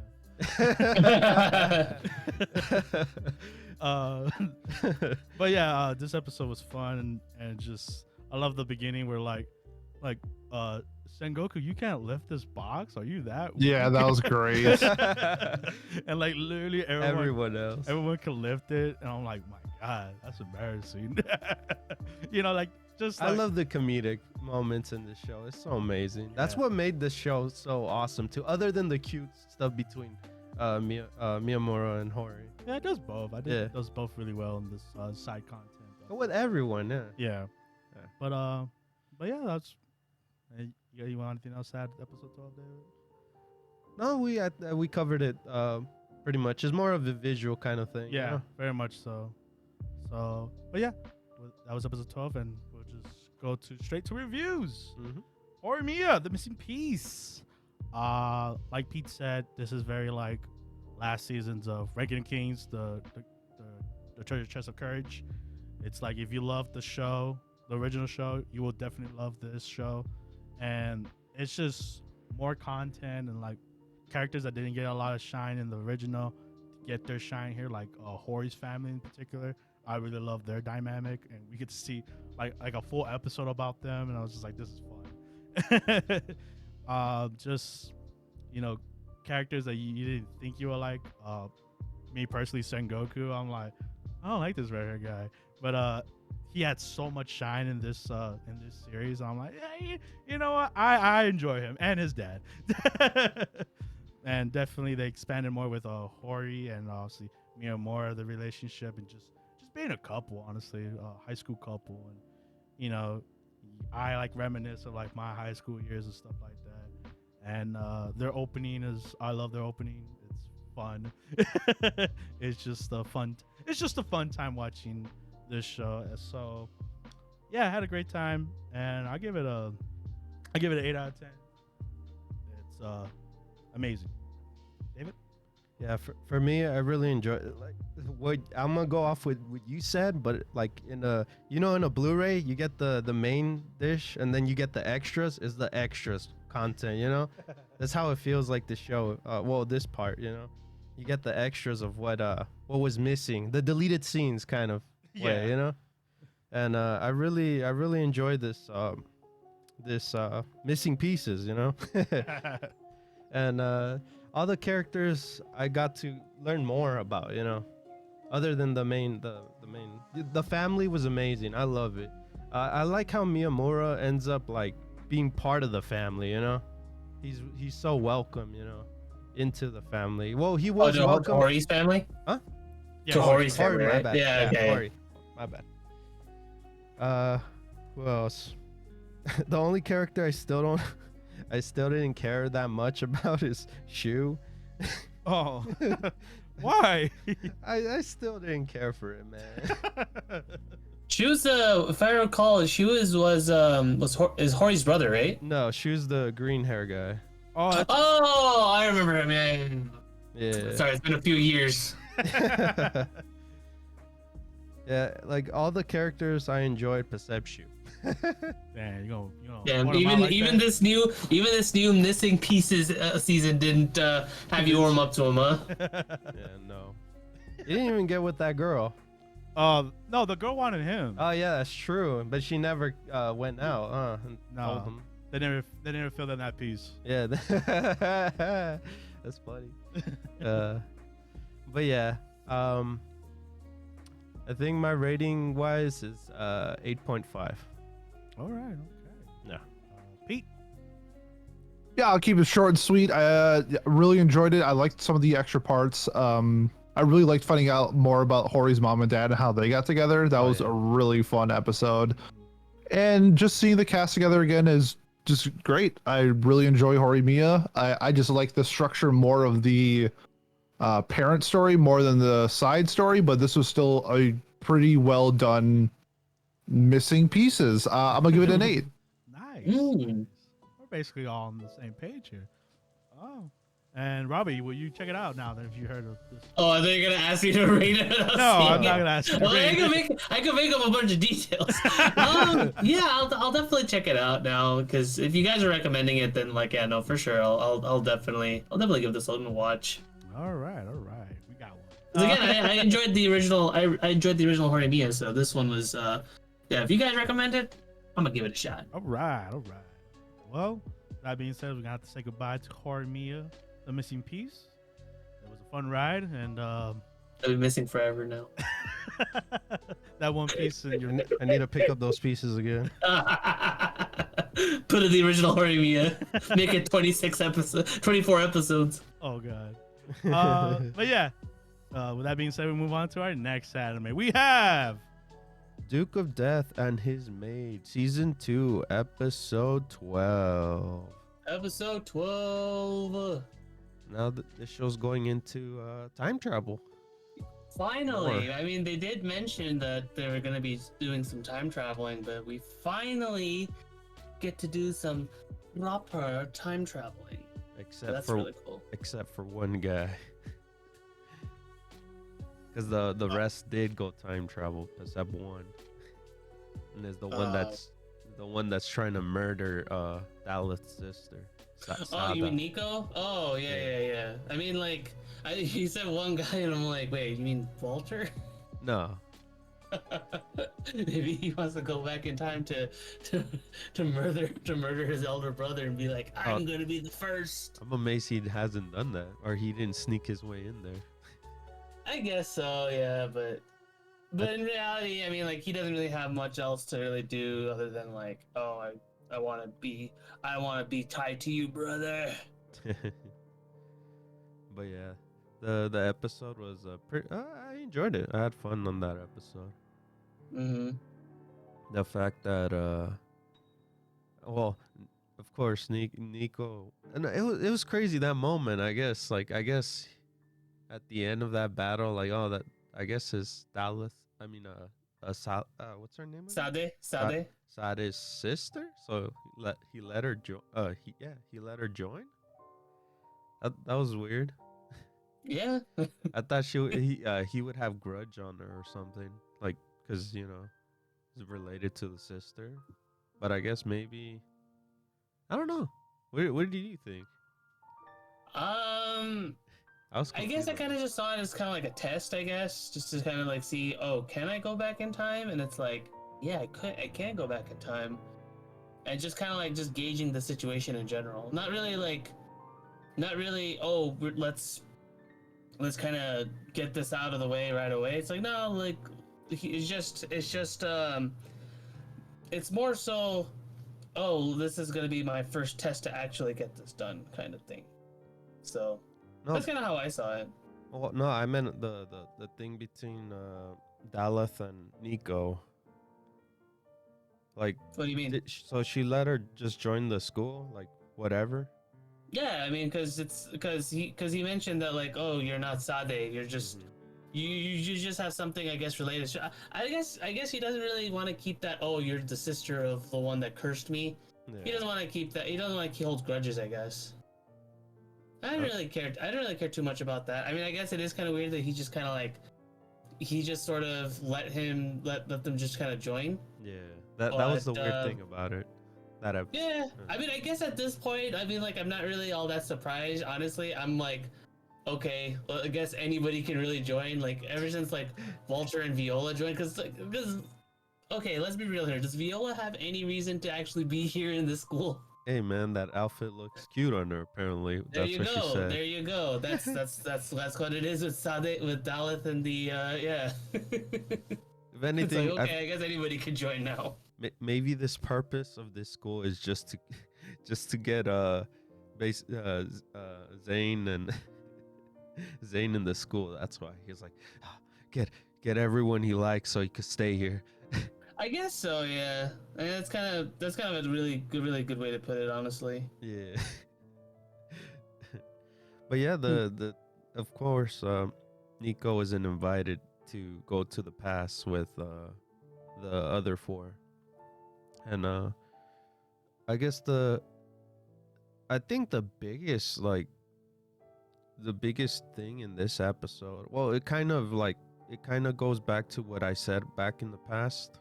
Mhm. See what I did there? And the beginning episodes where I think maybe Sada is she likes the grandfather. Oh, okay. Because at the end she hates the mom, Right. Yeah, and then I have a feeling the grandfather and and Alice's mom pretty much are like they probably like each other. That's what I think. I can kind of see that, yeah. And But then, I guess Sada, where does Bocchan come to play? Is it because of the fact that he's close to the grandfather? yeah, Okay. you know, he has that resemblance of him, so that's why he's cursed and the mom was cursed. Okay. I can definitely see Alice's that. mom cursed, yeah. So that's where my mentality's going, and then at the very, very, very, very, very, very, very end, Past the credits. credits, Alice's mom wakes up, and I'm like, Yeah. what? So they did change time, but did it affect anything else? That's what I'm curious. That's interesting that you mentioned that, because it's like I don't know if time travel really affected it or if she just woke up. I mean, I guess I guess we'll find out next week for sure, but I don't or think, maybe I don't think we're getting next week. I think that's it. Oh, did it end? Is it over? Well, it says on Mao only 12 episodes. Oh. Yeah, it just ended like that. That's so abrupt. That felt abrupt. I guess yeah. I guess that's the end of the season. Oh, I didn't even notice. Yeah. That's guess why I just found out something new. yeah, that's why it felt weird when it just ended there. I was like, no, don't do this to me. I want to know what happened. How did she wake up, and what was the reason why? Oh well. Yeah. I guess it ended there. I know, right? Well, you know. Can't wait for season 3. Yeah. Oh, that's crazy. Yeah, so I'm just curious on maybe it kind of changed. Who knows? We'll see. Yeah, I guess, yeah. But we'll see till like next season. So I guess we'll get to reviews of this season. Yeah, sure. Oh, that was pretty much the episode itself. So let's get to the reviews. Yeah. All right. Do you want to start or do you want me to start? You can go ahead and start. I'll go after you. Okay. This season, in particular, it was fun. I enjoyed the chemistry with not only Bocchan and Alice, but the rest of the group. You know, because they were hardly like the center in general, and now we were able to connect to them. You know, more. Yeah. And yeah, I love their background stories. I like their other characters' background stories and stuff. Kind of learning how people around them, I guess, how they lived in a way, you know? Right. Yeah. Yeah. So I really enjoy that. Zane and Cuff are adorable, just like our main group. I like that Rob's a cool guy, and he's there thick and thin for Bocchan. And what else? Viola's just there. I'm just gonna say that she's there because she's there. Oh well, she's supporting sister, I guess, right? Right. Walter's just Walter to me. There's no impact yet with this guy, other than he really hates his brother for apparently being old enough and the head of the family. He doesn't like that. And I was like, whatever. What else? No, yeah, Bocchan is finally like blooming, you know. He's opening up to everyone. He's finally able to open up to Alice as well, even more. And he can't wait for the moment, spring to get to hold her. So hopefully, he gets time to get there, get that curse off him. Yeah. He kind of made it a goal in a way, right? Yeah.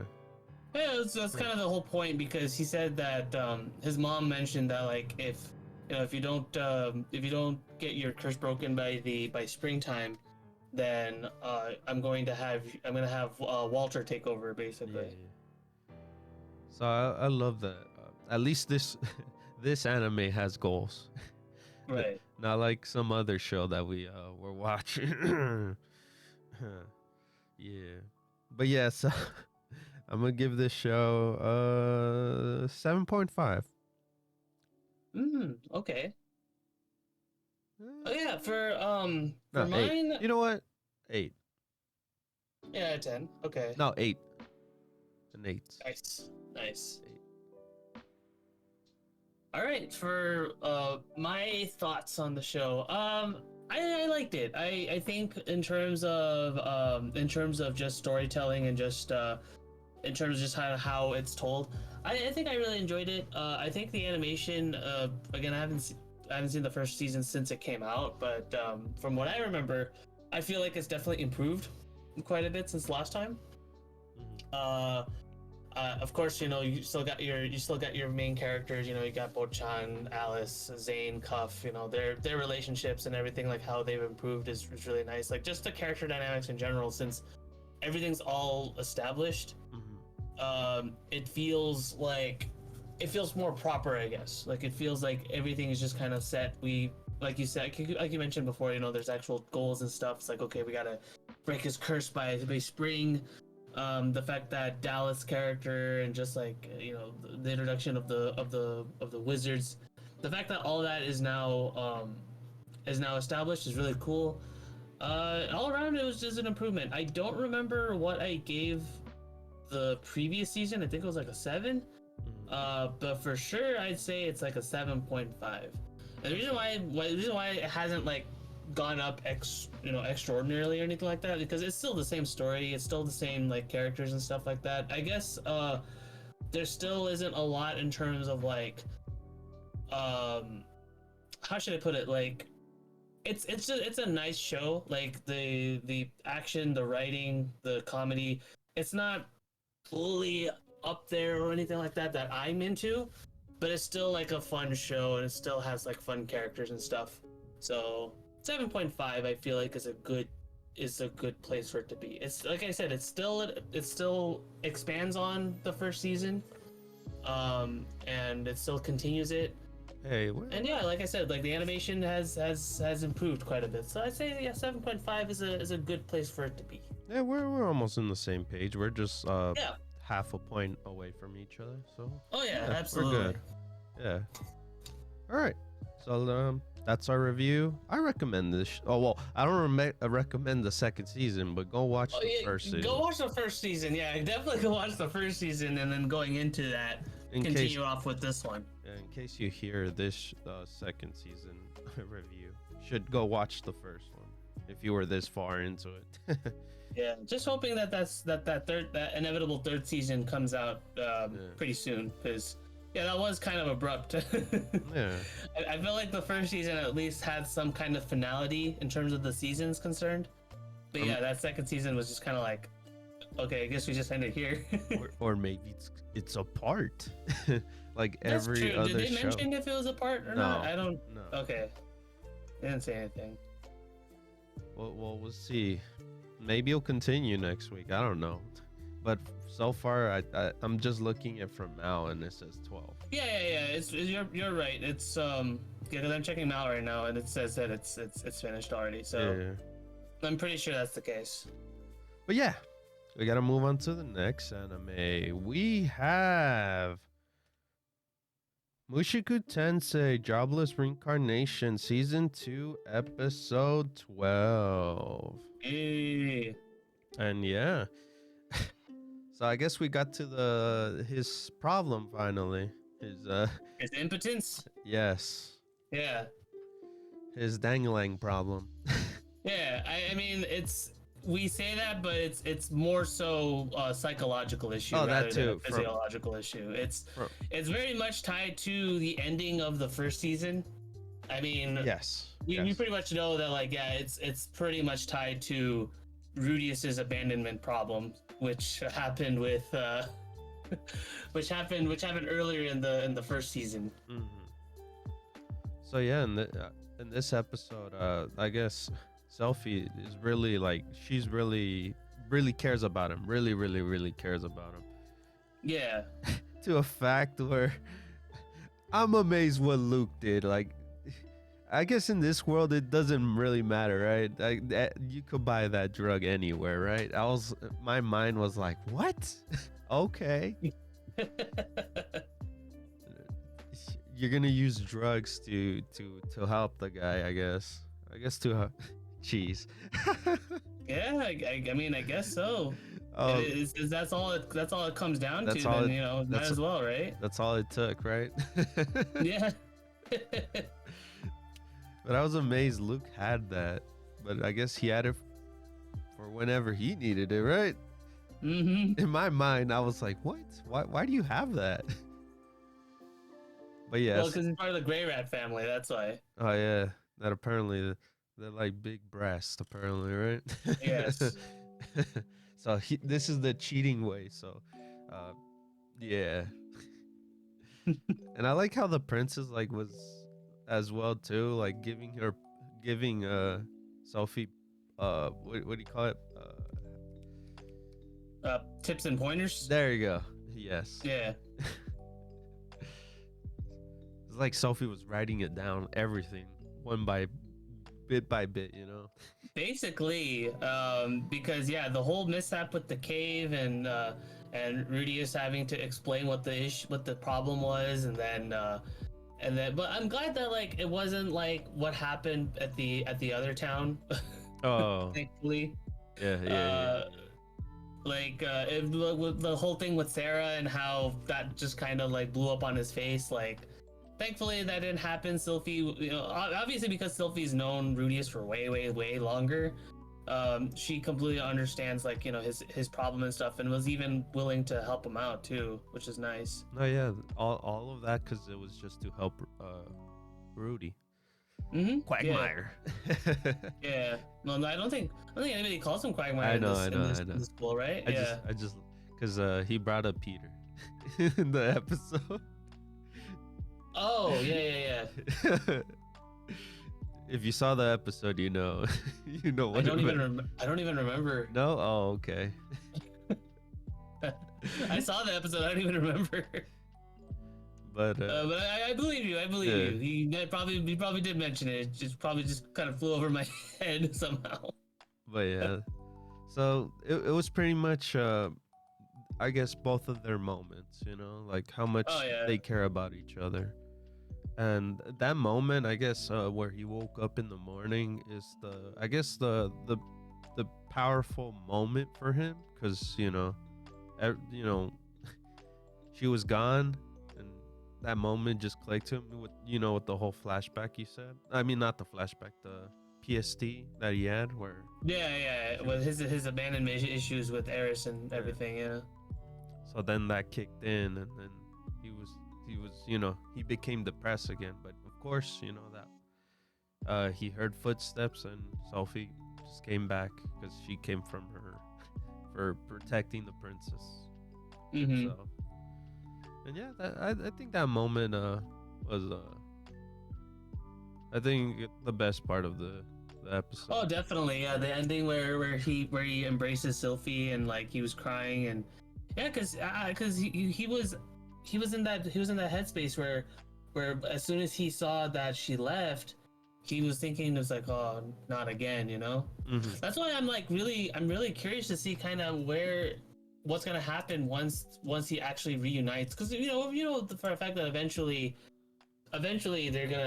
he's gonna meet up with Eris again. So I'm just curious how that whole thing's gonna even go. I have a feeling what's gonna happen.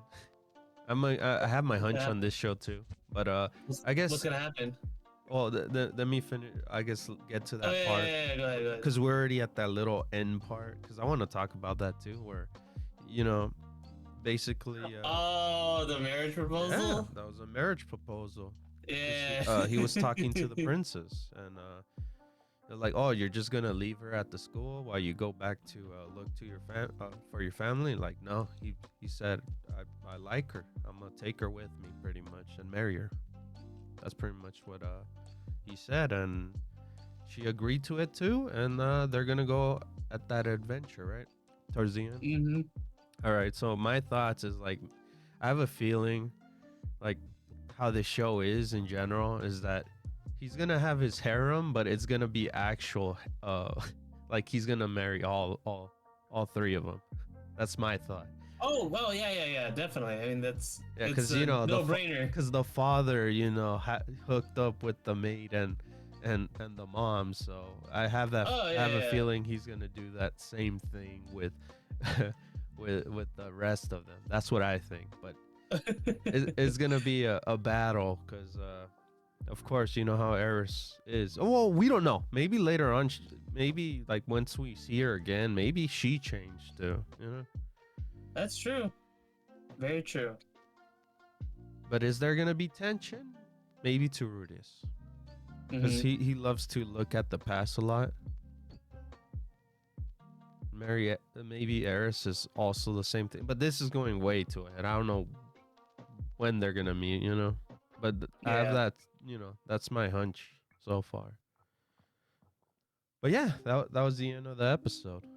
So I guess the next season we'll probably go on that journey.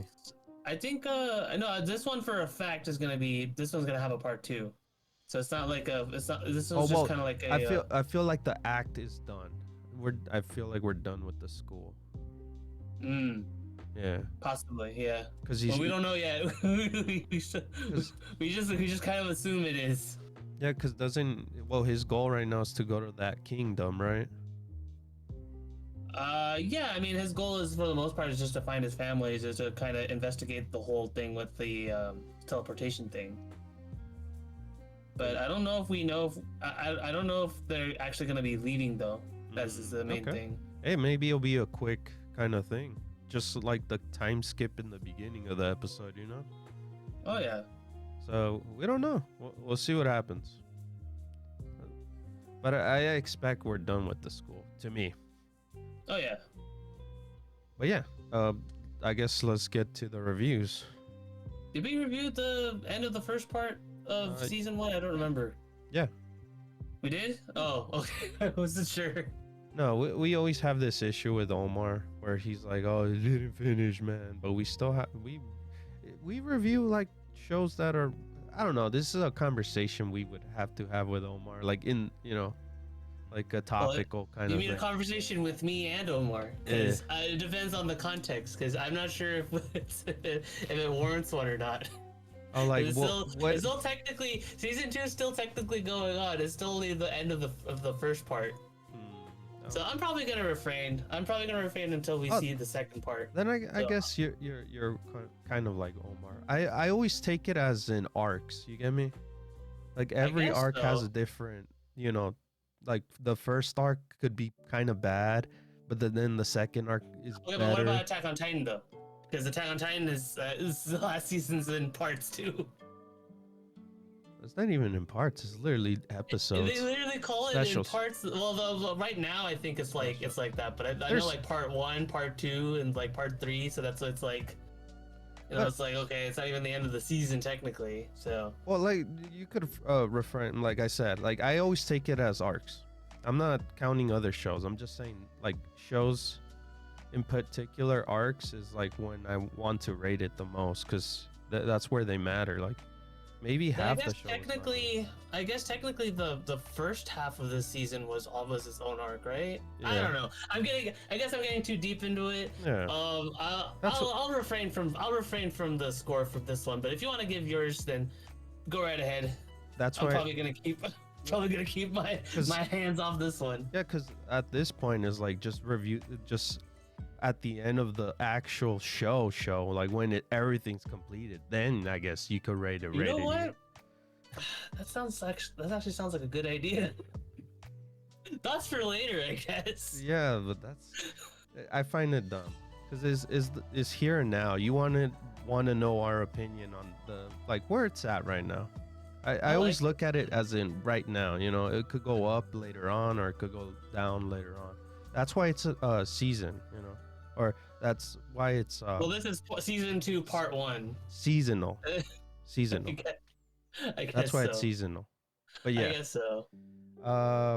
to me, this season, in general. Kind of took too long.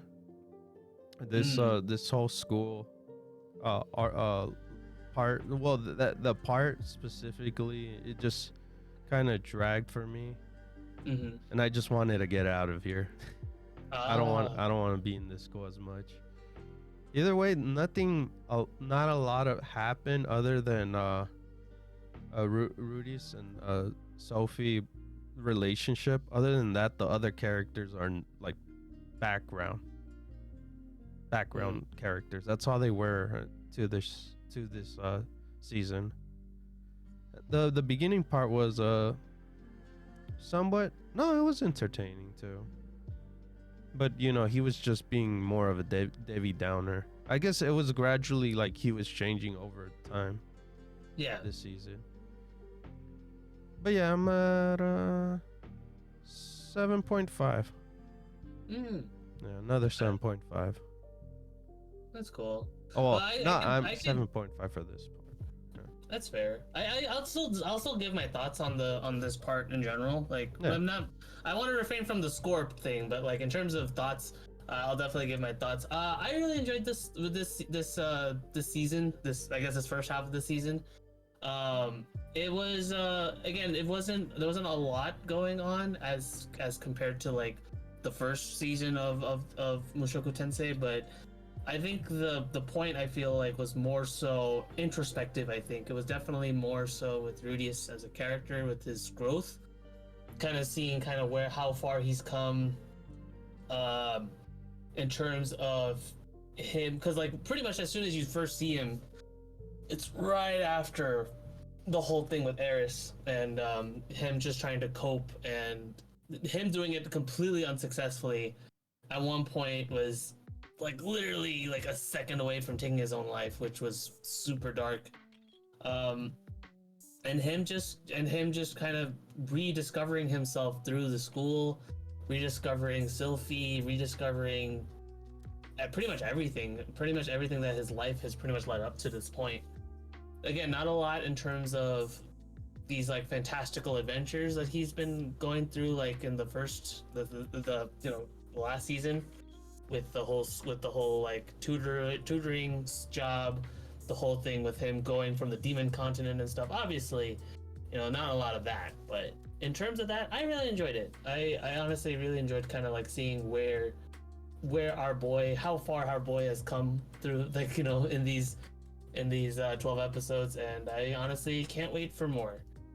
I guess if you're insisting, if I do have to give it a score for now, I would probably give it a solid 8.5. Or no, you know what? An 8. I just want to give it an 8 because I don't want to say anything too soon or anything. Yeah. So it's an 8 for now.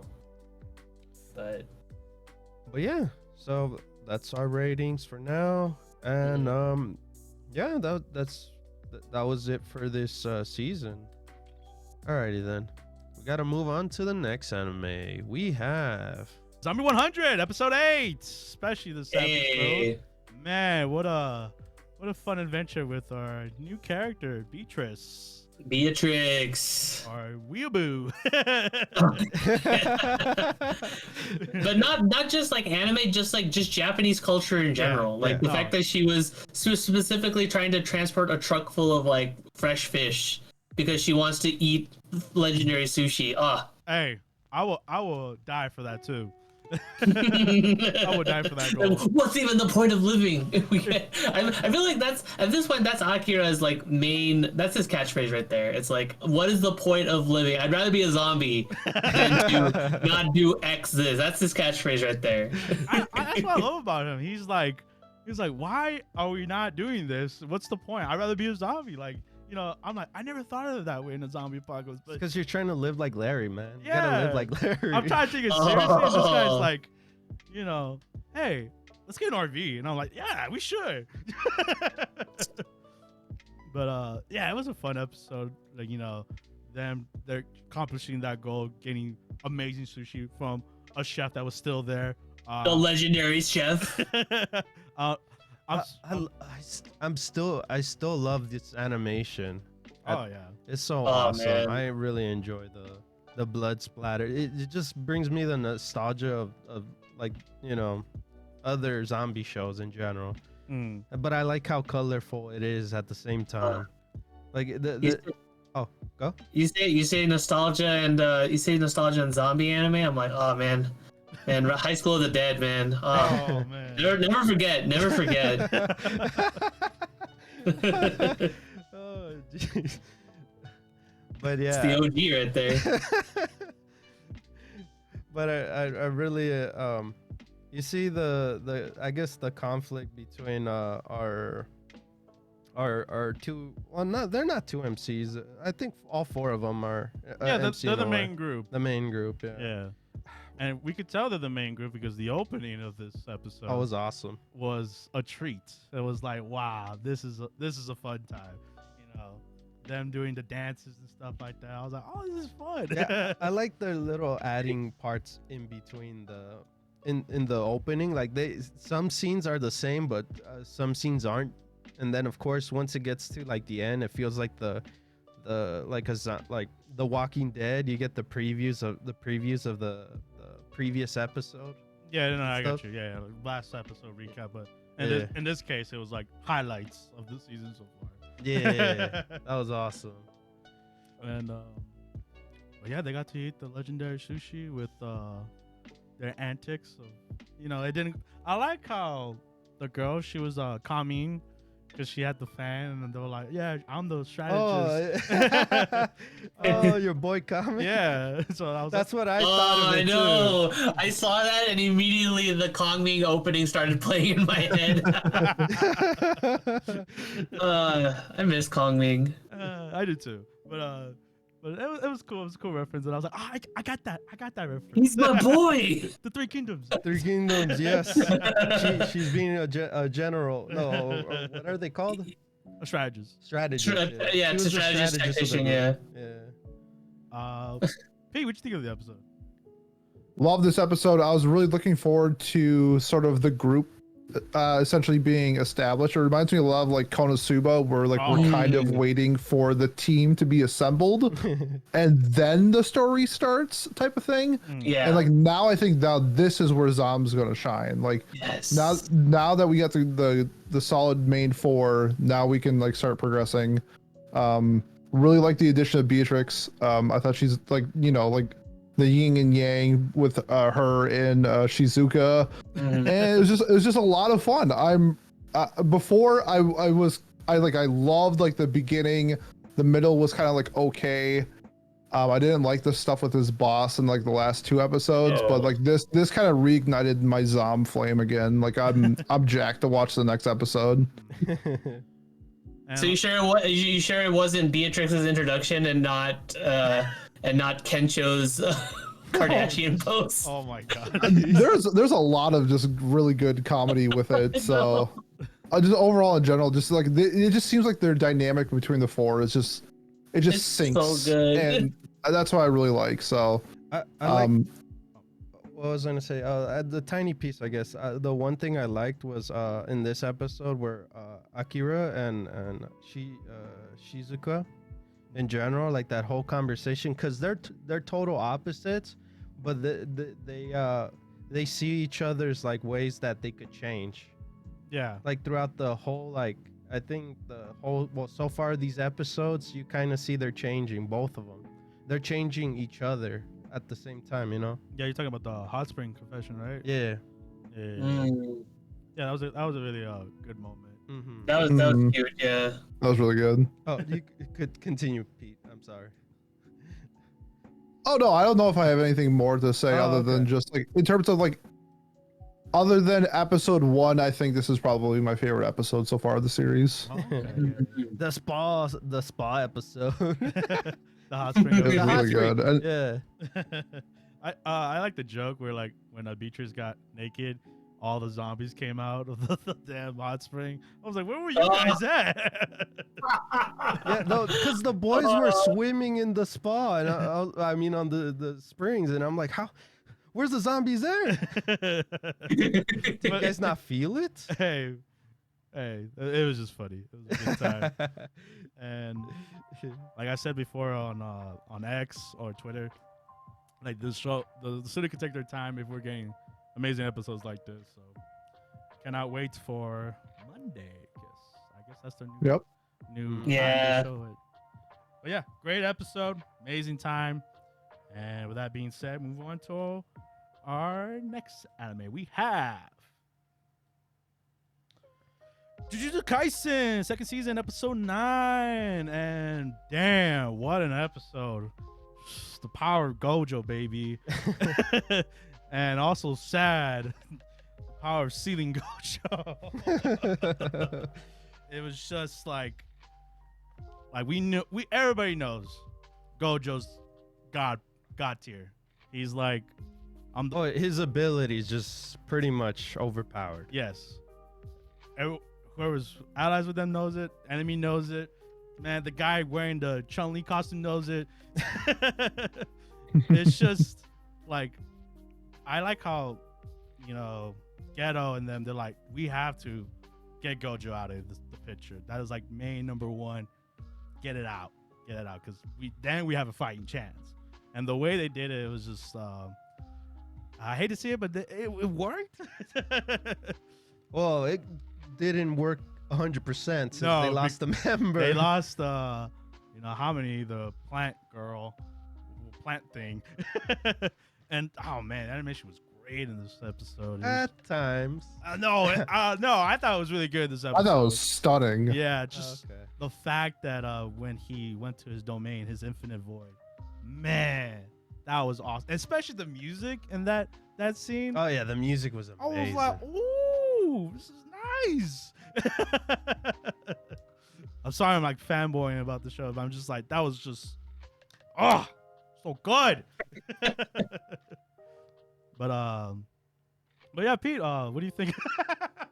What do you think of the Jujutsu Kaisen so far? Now that we're here, Yeah, I'm a notorious shonen hater. However, I think JJK is an exception. I think it's one of the best, like shonens in general that I've ever seen, and sort of how they laid this out, where, Geto needs Gojo to be essentially in proximity for 4 minutes. How are they going to set this up? And so they sort of set it up where like he has to save all these innocent people, and that takes up like 300. I think he said they did in like 299 seconds. So that was enough time for him to be in this space long enough for essentially this trap to go off, I guess, and get Gojo and have him be concealed. So that was dope. I don't really know a lot more because I've been spoiled a lot on JJK in terms of the manga. But I really don't know what happens after this part, so I'm very excited. So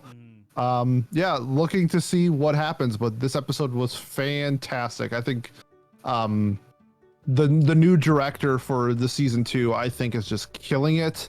I love his directorial style, and I think it shows. I think it's just been a wonderful season so far, and the newest episode was no exception. yeah, very much so. Damn, and this that's the thing with these villains. Like, I really hate them.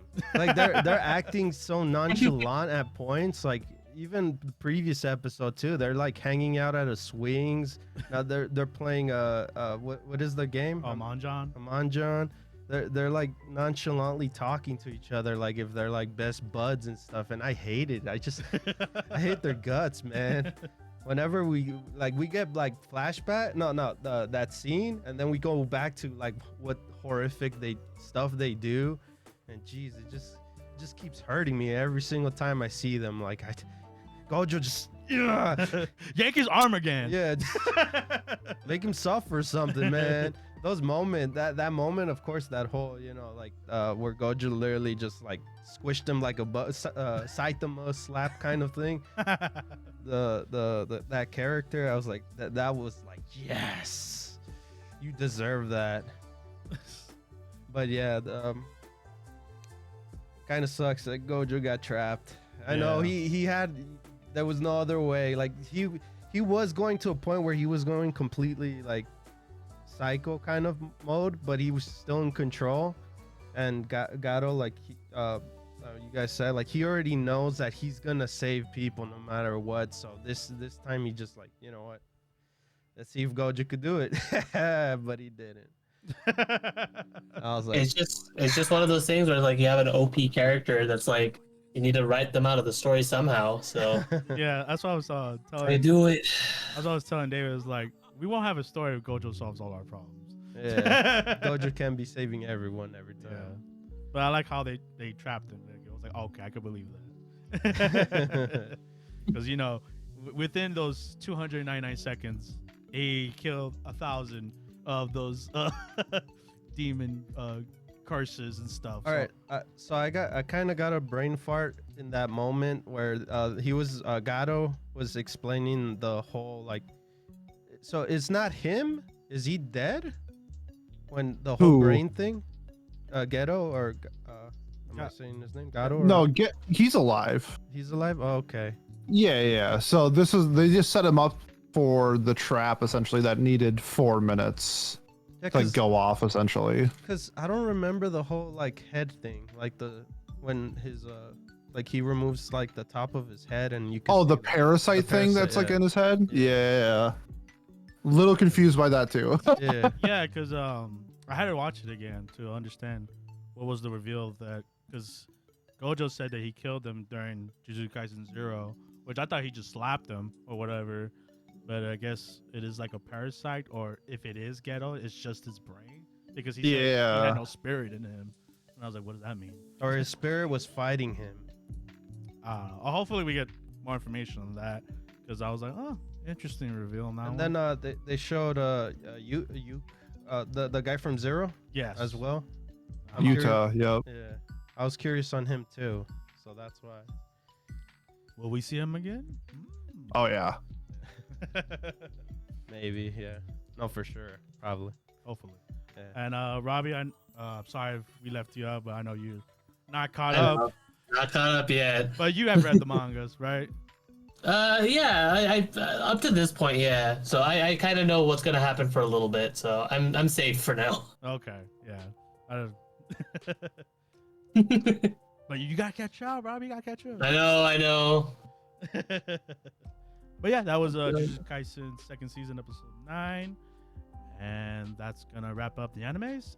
And I guess I'll ask the question here, since we have Pete and Robbie here for the first time. Robbie, do you have any animes that you're watching that are not on the list? Yeah, absolutely. Actually, this one particular anime that was on your guys' list is man. it was on your guys' list, but you guys dropped it. I continued it, and it's none other than the vending machine anime, the Reborn as a Vending Machine. Yeah, Okay. I saw that all the way through, and I enjoyed it. I enjoyed my time with it. It was very unorthodox. I was expecting an anime that's like completely like, you know, just completely like throwaway kind of garbage anime, but I don't know. I connected with the characters. I connected with the band, you know, with the Adventurers Guild that we've been following, and I like it. It's really interesting, kind of seeing how they work around the limitations of our main character Boxo, on how he has to like communicate with them. You know, just the challenges, I guess. That's him just saying, "Oh, too bad," or "welcome." It's kind of like yes and no. It was really cool just kind of seeing all that, and also seeing his new forms, and the fact that they also like you can really tell that the author is really into vending machines. Because I had to look up some of these vending machines later. I'm like, wait a minute, is this real? And it turns out they are like, Yeah, like the last. What was it? Like, Yeah. there was like a, you could breathe if like say there's a tragedy, you could go to a vending machine and breathe. Right, yeah. There's a vending machine. There's the cardboard vending machine that's like supposed to be like a lightweight one. There's like a vending machine that dispenses gas. I guess it's literally just a gas station, but like as a vending machine. What? Yeah. the final episode in particular, actually, two characters. I don't want to give it away in case you guys ever want to go back to see it. No, But I'm good. Are you curious? I guess when you finish, go continue. Okay. Anyway, so they need to be resuscitated through CPR, and No so way. our guy, Boxo, he actually transforms into a self a defibrillator. It's an electronic defibrillator that's self doing it because the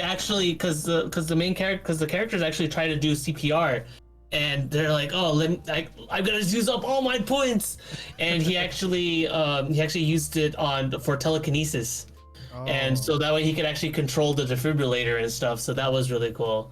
Yep. Yeah, so there's like a vending machine for like everything, and the fact is because of the fact that Boxo can't communicate properly, they still don't know what a vending machine is. They still call him a magic box. They can't read Japanese.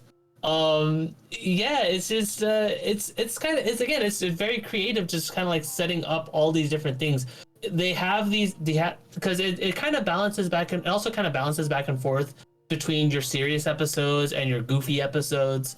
And I think it does it relatively well. Like it's not like super like high stakes or anything like that, because they are in a dungeon or whatever, and they're trying to. Oh, and then later we find out that the whole point, I guess, what they want to do is that they want to collect coins from the Stratum Lords, and if you collect 2 coins, you're granted 1 wish. And so the band of thieves or whatever, they want to actually collect 2 coins per member, and 1 coin and 1 wish in particular that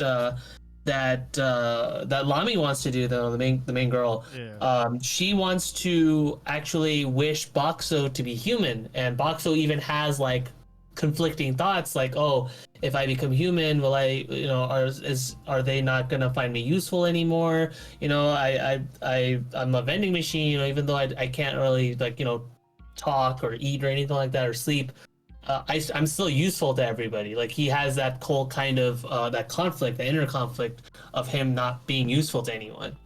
So I thought that was really interesting, just kind of like a retrospective thing. I did not, seeing as this is an anime where the guy reincarnates into a vending machine, was not expecting that level of like introspectiveness, Now that when you go to Japan, you're gonna watch out for all these vending machines, right? Oh my gosh, it. There's a lot. I can't wait. I have from this recording, I'm gonna be going to Japan for the first time in 2 weeks, and I'm gonna try and hit up all those vending machines when I go. The weirdest one that I saw when I was there was a baked potato vending machine. Really? What? Yeah. I need to check that out. I'm gonna check out all these vending machines.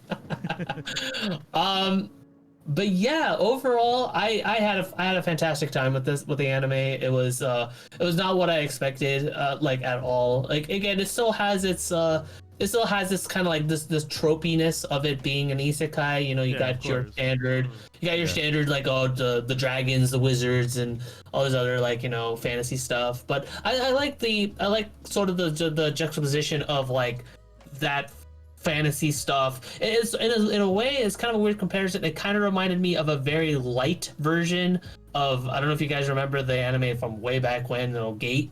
Yeah. Oh yeah. Yeah, of the Japanese military and like just Japanese culture just intertwining with like this fantasy culture. Like, it's kind of reminded me of that, but like a very light version. Like, again, like the main character can't even explain what any of this is, but they just know it's like, oh, this is this sweet fizzy drink is so good, and it's it's soda, that kind of thing. But yeah, overall, if I were to give this a rating, I would give this one probably a 7 out of 10. I was teetering on to like a 7.5 out of 10, but I want to say it's just 7. 7 is a good number. Like, if 5 is the average, I think 7 is a good number for this one. Like I said, I had fun with it. I understand why someone wouldn't want to start this anime based off of the premises alone. Again, I thought it was just gonna be just goofy and dumb, and it definitely is. They're even like self-aware about the whole thing too. It's like, whoa, I'm a vending machine. Whoa. But what they did with it, I was blown away. I was like, I did not expect anything like this to come out of it. It's all high art, but it was still fun, and I learned a lot about Japanese vending machines through watching this anime. So yeah, a 7 out of 10 for me for sure. You wanna know why? I guess we didn't continue it, or nah? You're fine. I'm curious. I remember you mentioning why, but I'm curious. Now I can hear Omar's take. Just a small thing. Just to keep it short, I was down for the crazy antics of Boxo itself. There were some episodes where Boxo's not even the problem going on, and he's kind of like sidelined in some episodes. And I'm like, he has to be. He's a vending machine. I get that. But I'm just like, I don't care about these other characters. I want Boxo and I think Lamis was her name, and I was like, do I really care about this rich girl and her big robot problems? Like, no, I don't. And I was just like, I think the first it's that it has a wacky concept. Yeah, like the whole, in the beginning explaining how the magic works and the coins work for the thing. It was cool, right? Yeah. But then after a while, you're like, I'm not really feeling it no more. And that's why we dropped. We gave it 5 episodes, so it wasn't. No, yeah, we gave that 5 episodes. That's a good number. Great opening song. Oh yeah, Rando. Very good. I love Rando. those guys. All my playlists. No, but yeah, that's the thing. It was just it was just that. For me, it was the communication between. Oh yeah, that was bothering you. Yeah, it was bothering me so much because she, I guess, understands him in a way. Every time they would communicate or talk to each other, like, I get you. Kind of like in Guardians of the Galaxy when they talk to Groot, like, I am Groot. Oh, I totally agree with you, Groot. It kind of felt like that, and it kept bugging me each and every time. Like, I get it as a joke, but it just kept. But it's the same joke repeated for 12 episodes. Yeah. Pete, you watched the vending machine Isekai, right? I did. Yeah, I thought it was a fun show. I definitely think that there were some episodes that stood out more than others, but I thought for the most part it was just a fun, enjoyable show. I think I gave it a 6. Oh, okay. Okay. Yeah. Above average. And Yeah, and season 2 got announced, so I'm definitely Yes, I'm Yeah, definitely second excited to season? see Yeah. what season 2 has to offer. What? Good for them. I would not be watching that, but hey, you too. I'd love to hear the opinion about the second season. Pete, do you have any other shows that you want to talk about? Yeah, a quick one. There's actually 2. I mentioned it earlier that My Happy Marriage was tied for my anime of the season. The other one that tied with it was Link Click season 2. Oh, Okay. If you haven't watched Link Click, I don't know what you're doing. That show is incredible. oh my god. Season 2 is a little bit convoluted with the plot, but by the end of it, I feel like they did a really good job at bringing it back together, but it was very confusing at points, to the point where I think I'm still a little confused on what exactly happened, but just an incredible season. They announced, I believe today, that they announced that there's more content coming, whether that's a 3rd season or a movie or something like that, but more content is coming for Link Click. I thought it was just an incredible finale. But outside of non-sequels, The Masterful Cat is Depressed Again Today is a wonderful slice of life that I love watching.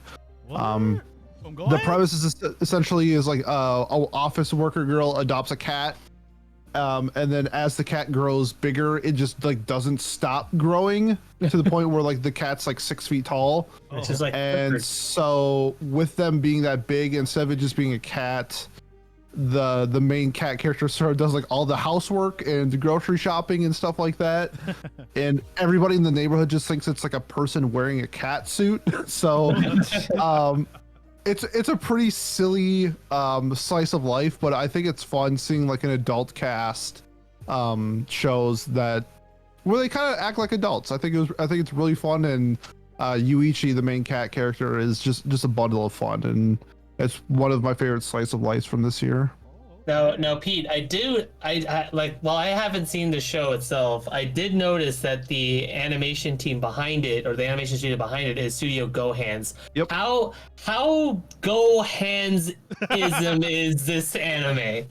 There's spots. I think it's a little blown out of proportion, especially with the girl who I like forgot her glasses, where like they go hands it like the first episode, but then after that it's fine. Yeah.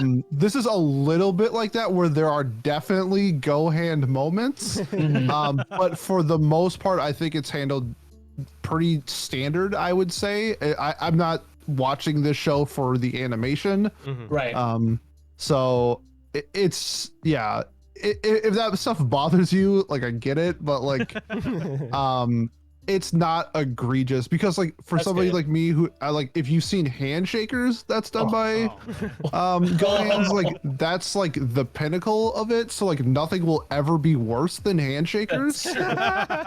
That is true. So like I built up a tolerance to Gohands where it doesn't affect me as much. That's good. I guess I had one more question, since I don't know what I'm doing in my life. I haven't not seen Link Clink. Link Clink? What was it? Yeah. Link Click. Yeah, Link Click. My bad. Click. Yeah, I didn't watch the first season, so that's why I missed out on the second season. He wants you to give you like a synopsis. Sell him right now. So Link Click is, so there's the two main characters. One has the ability to go into pictures that are from like the past, but they're not changing the past. So sort of what they're doing is like in real time, they're trying to solve mysteries based off information from the past. So it's them going into these pictures, and then they like, one of them is like the role of a person in the picture. So like one of the guys is like in the picture, say it's like me and you. He would take the body of one of the two and kind of like understand the situation from that picture to try to build up evidence, maybe isn't the right word, but sort of like, because some of the mysteries that they do are kind of like fun and not super serious. However, the show gets serious later on. But yeah, it's like this really fun like time jumping mystery that they sort of get a little bit into deep, and some stuff happens. It's a Donghua, so it's a Chinese anime. However, it's next level, I think. Like No, yeah, I've heard many great things. I even have friends that they're like, "Are you watching Link Clink on your podcast?" I'm like, "No, I haven't seen the first season." I'm like, "What are you doing?" it has a dub. I haven't watched it, but like one thing that I realized with watching so many Japanese, I guess Japanese anime is kind of redundant, but like when you watch anime, I'm so accustomed to like the naming of characters where I get confused who people are in this show. Because a lot of times in like anime, it's like they say they're like their last name. Yes. So it'll be like whatever, Hori-san, Miyamura-kun, or whatever. This is a little different because a lot of people have very similar names, and they don't always call them by their last name. A lot of times it's like a mixture of their first name or their last name, and I think that can get confusing. So I'd be intrigued to see if the dub kind of solves that problem. But it's just, oh man, it's a whirlwind. It's emotional. It is, the mystery is great. There's like, season 2 had like some of the best fight scenes from this year. Yeah, it's wild. It's so cool. It's really unlike, I'm trying to think of it as like an anime that's like this, because the difference between like this is they're not changing the past when they go to the past. Yeah. And I think that's really cool. Or like altered timelines and stuff like that. Right? Yeah, like they're not altering timelines. The whole premise of the pictures is don't change the past. I think sorry to interrupt, but I think I might have one anime that kind of reminds me of based off of that description. Do you guys remember Sagrada Reset? that David Productions made like several years ago. It was about like this village or whatever that has like these characters that have like really minor powers, and like the main girl in it could like reset time, but like she can't remember anything, but the main character can. I don't know why, but it kind of reminds me of that one. Did anybody else see Sagrada Reset, or is it just me? I think I did not see it. That's what you. Oh shit. That's all. That's a me show. Ain't nothing wrong with that. Yeah, so it's literally like about this guy that moves back to his hometown, and their hometown in particular is known for, or sorry, they're quote unquote known for like having powers, because the fact that you have powers, they can't leave that village. But like throughout the series, like there's these incidents and whatever that happens of like of these. It's kind of, so sometimes they're like murder mysteries, sometimes there's like other mysteries that happen, and like the main character, his power is that he has really good memory, but of course in the context of just like regular like occurrence, it's like, oh, you have good memories, you know, so what? But because of the fact that the main girl, who's like this really quiet, like shy kind of girl, she could actually reset time. But the drawback is that she doesn't remember anything. If she resets time, literally she won't remember anything except for the main guy. Like because his actual memory, it actually comes into play of, oh shoot, I just realized you reset time kind of thing. So they actually pair up and they actually solve like these incidents together and stuff like that. And yeah, that's kind of the premise. So when you mentioned that, like, oh, they kind of go back in time, but not really, that's kind of what it reminded me of. It reminded me of Sagrada Reset. Yeah. If you like something like Steins Gate, I think you'll really like Link Click. Oh, I love Steins. Okay. All right. Well, if you guys hearing this caught your interest and you haven't seen it like myself, or the other shows that we're talking about. yeah, check them out. I know we don't cover every show, so forgive us, but hey, that's why we do this. And with that being said, let's move on to a little bit of news for this segment. We don't got that much, but starting off with Tokyo Game Show happened this weekend, and honestly kind of disappointing. Not a lot was shown off, but the things that were shown off, we'll get into it. Tekken 8, they added Feng Wei. He's a returning character from Tekken 5, and from the last installment.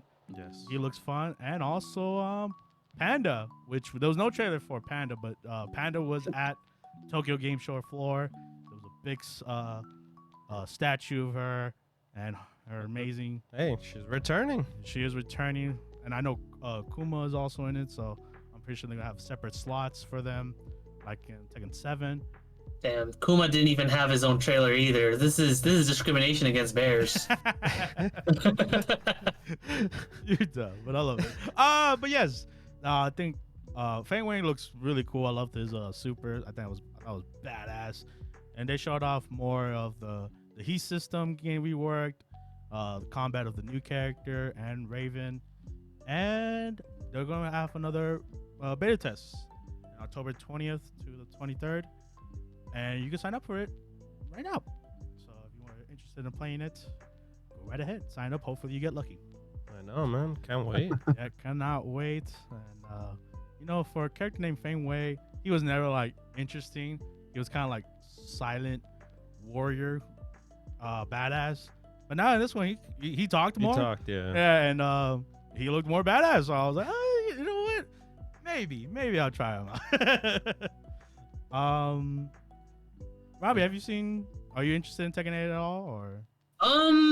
So the thing is that like I do love my fighting games, but 3D fighting games in general, like I don't have, like, the genre itself, I don't have much experience in, other than one little tiny series known as Rival Schools. Oh man, I love that. Rival Schools is like the only one that I have actual legitimate like experience in. And Tekken I just kind of pass and play sometime. But I might give this one a shot.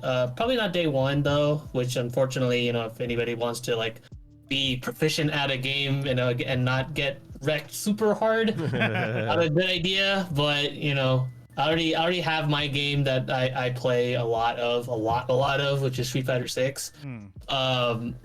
But yeah, I mean, maybe if somebody happens to pick up Tekken 8 and like, you know, want to go to a friend's house or whatever and play, I'm down. There's no character in particular that I kind of like want to attach myself to. Maybe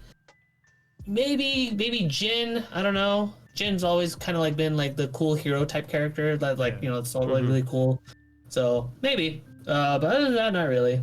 We'll see kind of like what else is kind of showing off, I guess, with that game. Okay. Pete, I don't know if are you into fighting games? Not at all. Oh, okay. The only thing I'm waiting for is Project L, because I played that at Evo, and as somebody who doesn't like fighting games, I thought Project L was incredible, and I can't wait for that. Did you play with a partner? I did. Yep. Ooh. Oh. That's cool. I'm also interested in Project L. That looks fun, and especially, you know, watching Arcane, I'm like, ooh, I know who that is. But yeah, okay. And man, can't wait for the game. All right. That's all that matters, man. Yeah, Tekken 8 coming out in January 26th next year. Yeah. And with that being said, we move on to our last gaming news. We have Persona 3 Reloaded. We got more details on the new version of Persona 3. And like, I guess there's more dialogue, more scenes with other supporting characters. How Rega. Yes. Oh boy. Oh, Robbie, since you are Oh yeah, I'm the Atlas guy that's also played the original two versions of Persona 3, because Persona 3 also has a portable version and FES. Yes. So, tell me, are you excited for Persona 3 Reloaded? I am, honestly. Like, it's gonna be really interesting seeing this revamped gameplay of it, but at the same time, it's gonna be revamped for a second time again. Okay, so Persona 3, the main original gameplay quirk of that game is that you can't control your party members. You can control your main character, and you can offer commands, you know, like just kind of suggestions as to like what your party should do, but you don't have direct control over them. Okay. So Portable came out after 4 came out, and the gameplay, the battle system for that game was completely ripped off of Persona 4. So that one actually allowed you to control your party members. Specific gameplay quirks such as knockdowns and stuns were lifted completely on how Persona 4 did it. And now that Persona 3 Reloaded is coming out, I'm going to assume that it's going to be just like Persona 5. Oh, yeah. I think so, too. Especially since it looks, too. Yeah. Because another game that I've also been playing recently, and it came out like last year too, so it's like after Persona 5, is Soul Hackers 2. Oh, okay. I'm like 6 hours deep into that game. Yeah, and the combat system is like very much a light version of P5's combat system, because it's like you have your face buttons that's like allocated to a specific command. So circles guard, X is your skills, triangle like, you know, does other stuff, etc. So that's literally like, you know, since Persona 5 sold like hotcakes and still is everything. Yeah, it still is to this day, with its different versions and spin-offs and stuff. I'm not entirely sure, but I wanted to know, like, I remember that you told me that one of the version, I think the portable version is the one where you could play either female or male. Yeah. Female and you have like a female and male party main character. So in the original version of P3, and pretty much like every Persona game other than Persona 2 Eternal Punishment, you can only play as a guy. But in Portable, they actually let you pick a female main character and your default male main character, and it actually changed it up a lot in terms of like your social links, in terms of like what weapon you use and everything, pretty much like dialogue options even too, because like the female main character is by default and like through your a silent main character obviously, but through dialogue options is pretty much very spunky compared to the male one, because male one's like kind of like a Debbie Downer. It's kind of like it's like, oh, you know, no, I don't really care about like anyone. The rest of the guys. Yeah, exactly. Like he doesn't even have like an actual like social link with like other people, with the other male main characters. But yeah, with the female ones, like yeah, you could pretty much have a social link with everybody. That's kind of like the whole thing. Gotcha. But yeah, they showed off, I guess, members of Strega. Are they new or they're like?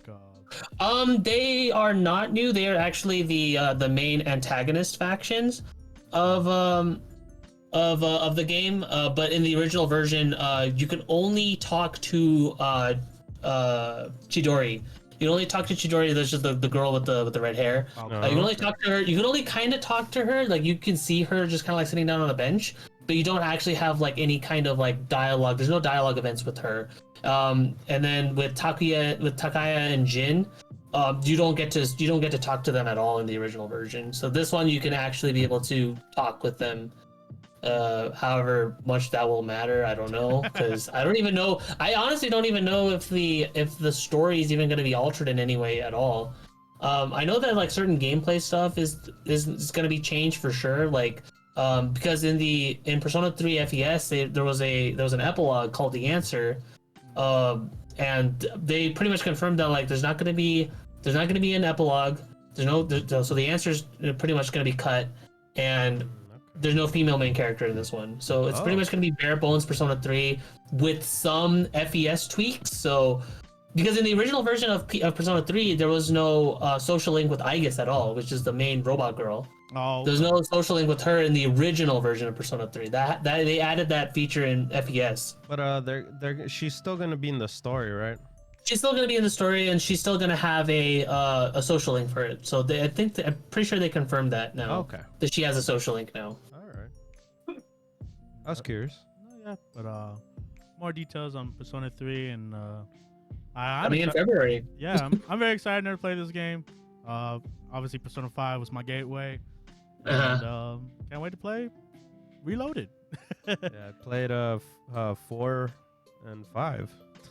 So And I played 1, 2, 3, 4, and 5. and Strikers. And yeah, well, Strikers, Spin-offs. Persona 4 Arena, Yeah, Q. I played them. I think Q2 is the only one. I still haven't played. I own it, but I haven't touched that one yet. Pete, have you ever played a Persona game by any chance? Never touched one. Never touched one. And never will. And never, yeah. Nah, I only play multiplayer games, so Oh, okay. Mm. Okay. yeah. I think you told us last time, but it's just reassuring. Well, hey, I mean, if you're into multiplayer, but you said you're not that much into fighting games. I was gonna say Persona 4 Arena is like that's pretty much your definitive Persona multiplayer experience right there. But it's not. Yeah. But yeah, that's Persona 3 Reloaded. If you're interested, coming out February. And yeah, that's pretty much it for news, and that's pretty much the podcast for this episode. Yeah. Thank you, Pete, for joining us again. Of course. It's always a fun time having you here, having a fresh mind to talk about the animes. And yeah, you want to plug in one last time if you want. Sure, yeah. If you want to follow me or check out my content on Twitter, it's What Do You Say Annie? What Do You Say ANI on Twitter.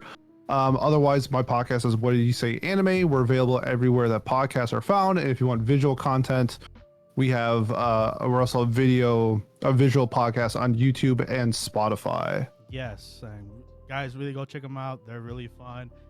The other members in his podcast are fun as well. And yeah, so you just listened to the Anime Squad podcast, episode 158. I've been your host, Omar. And I'm your co-host, David. And I'm Robbie. And I'm Peter again. And we'll see you guys next time. Bye-bye, guys. Peace. Bye. Bye.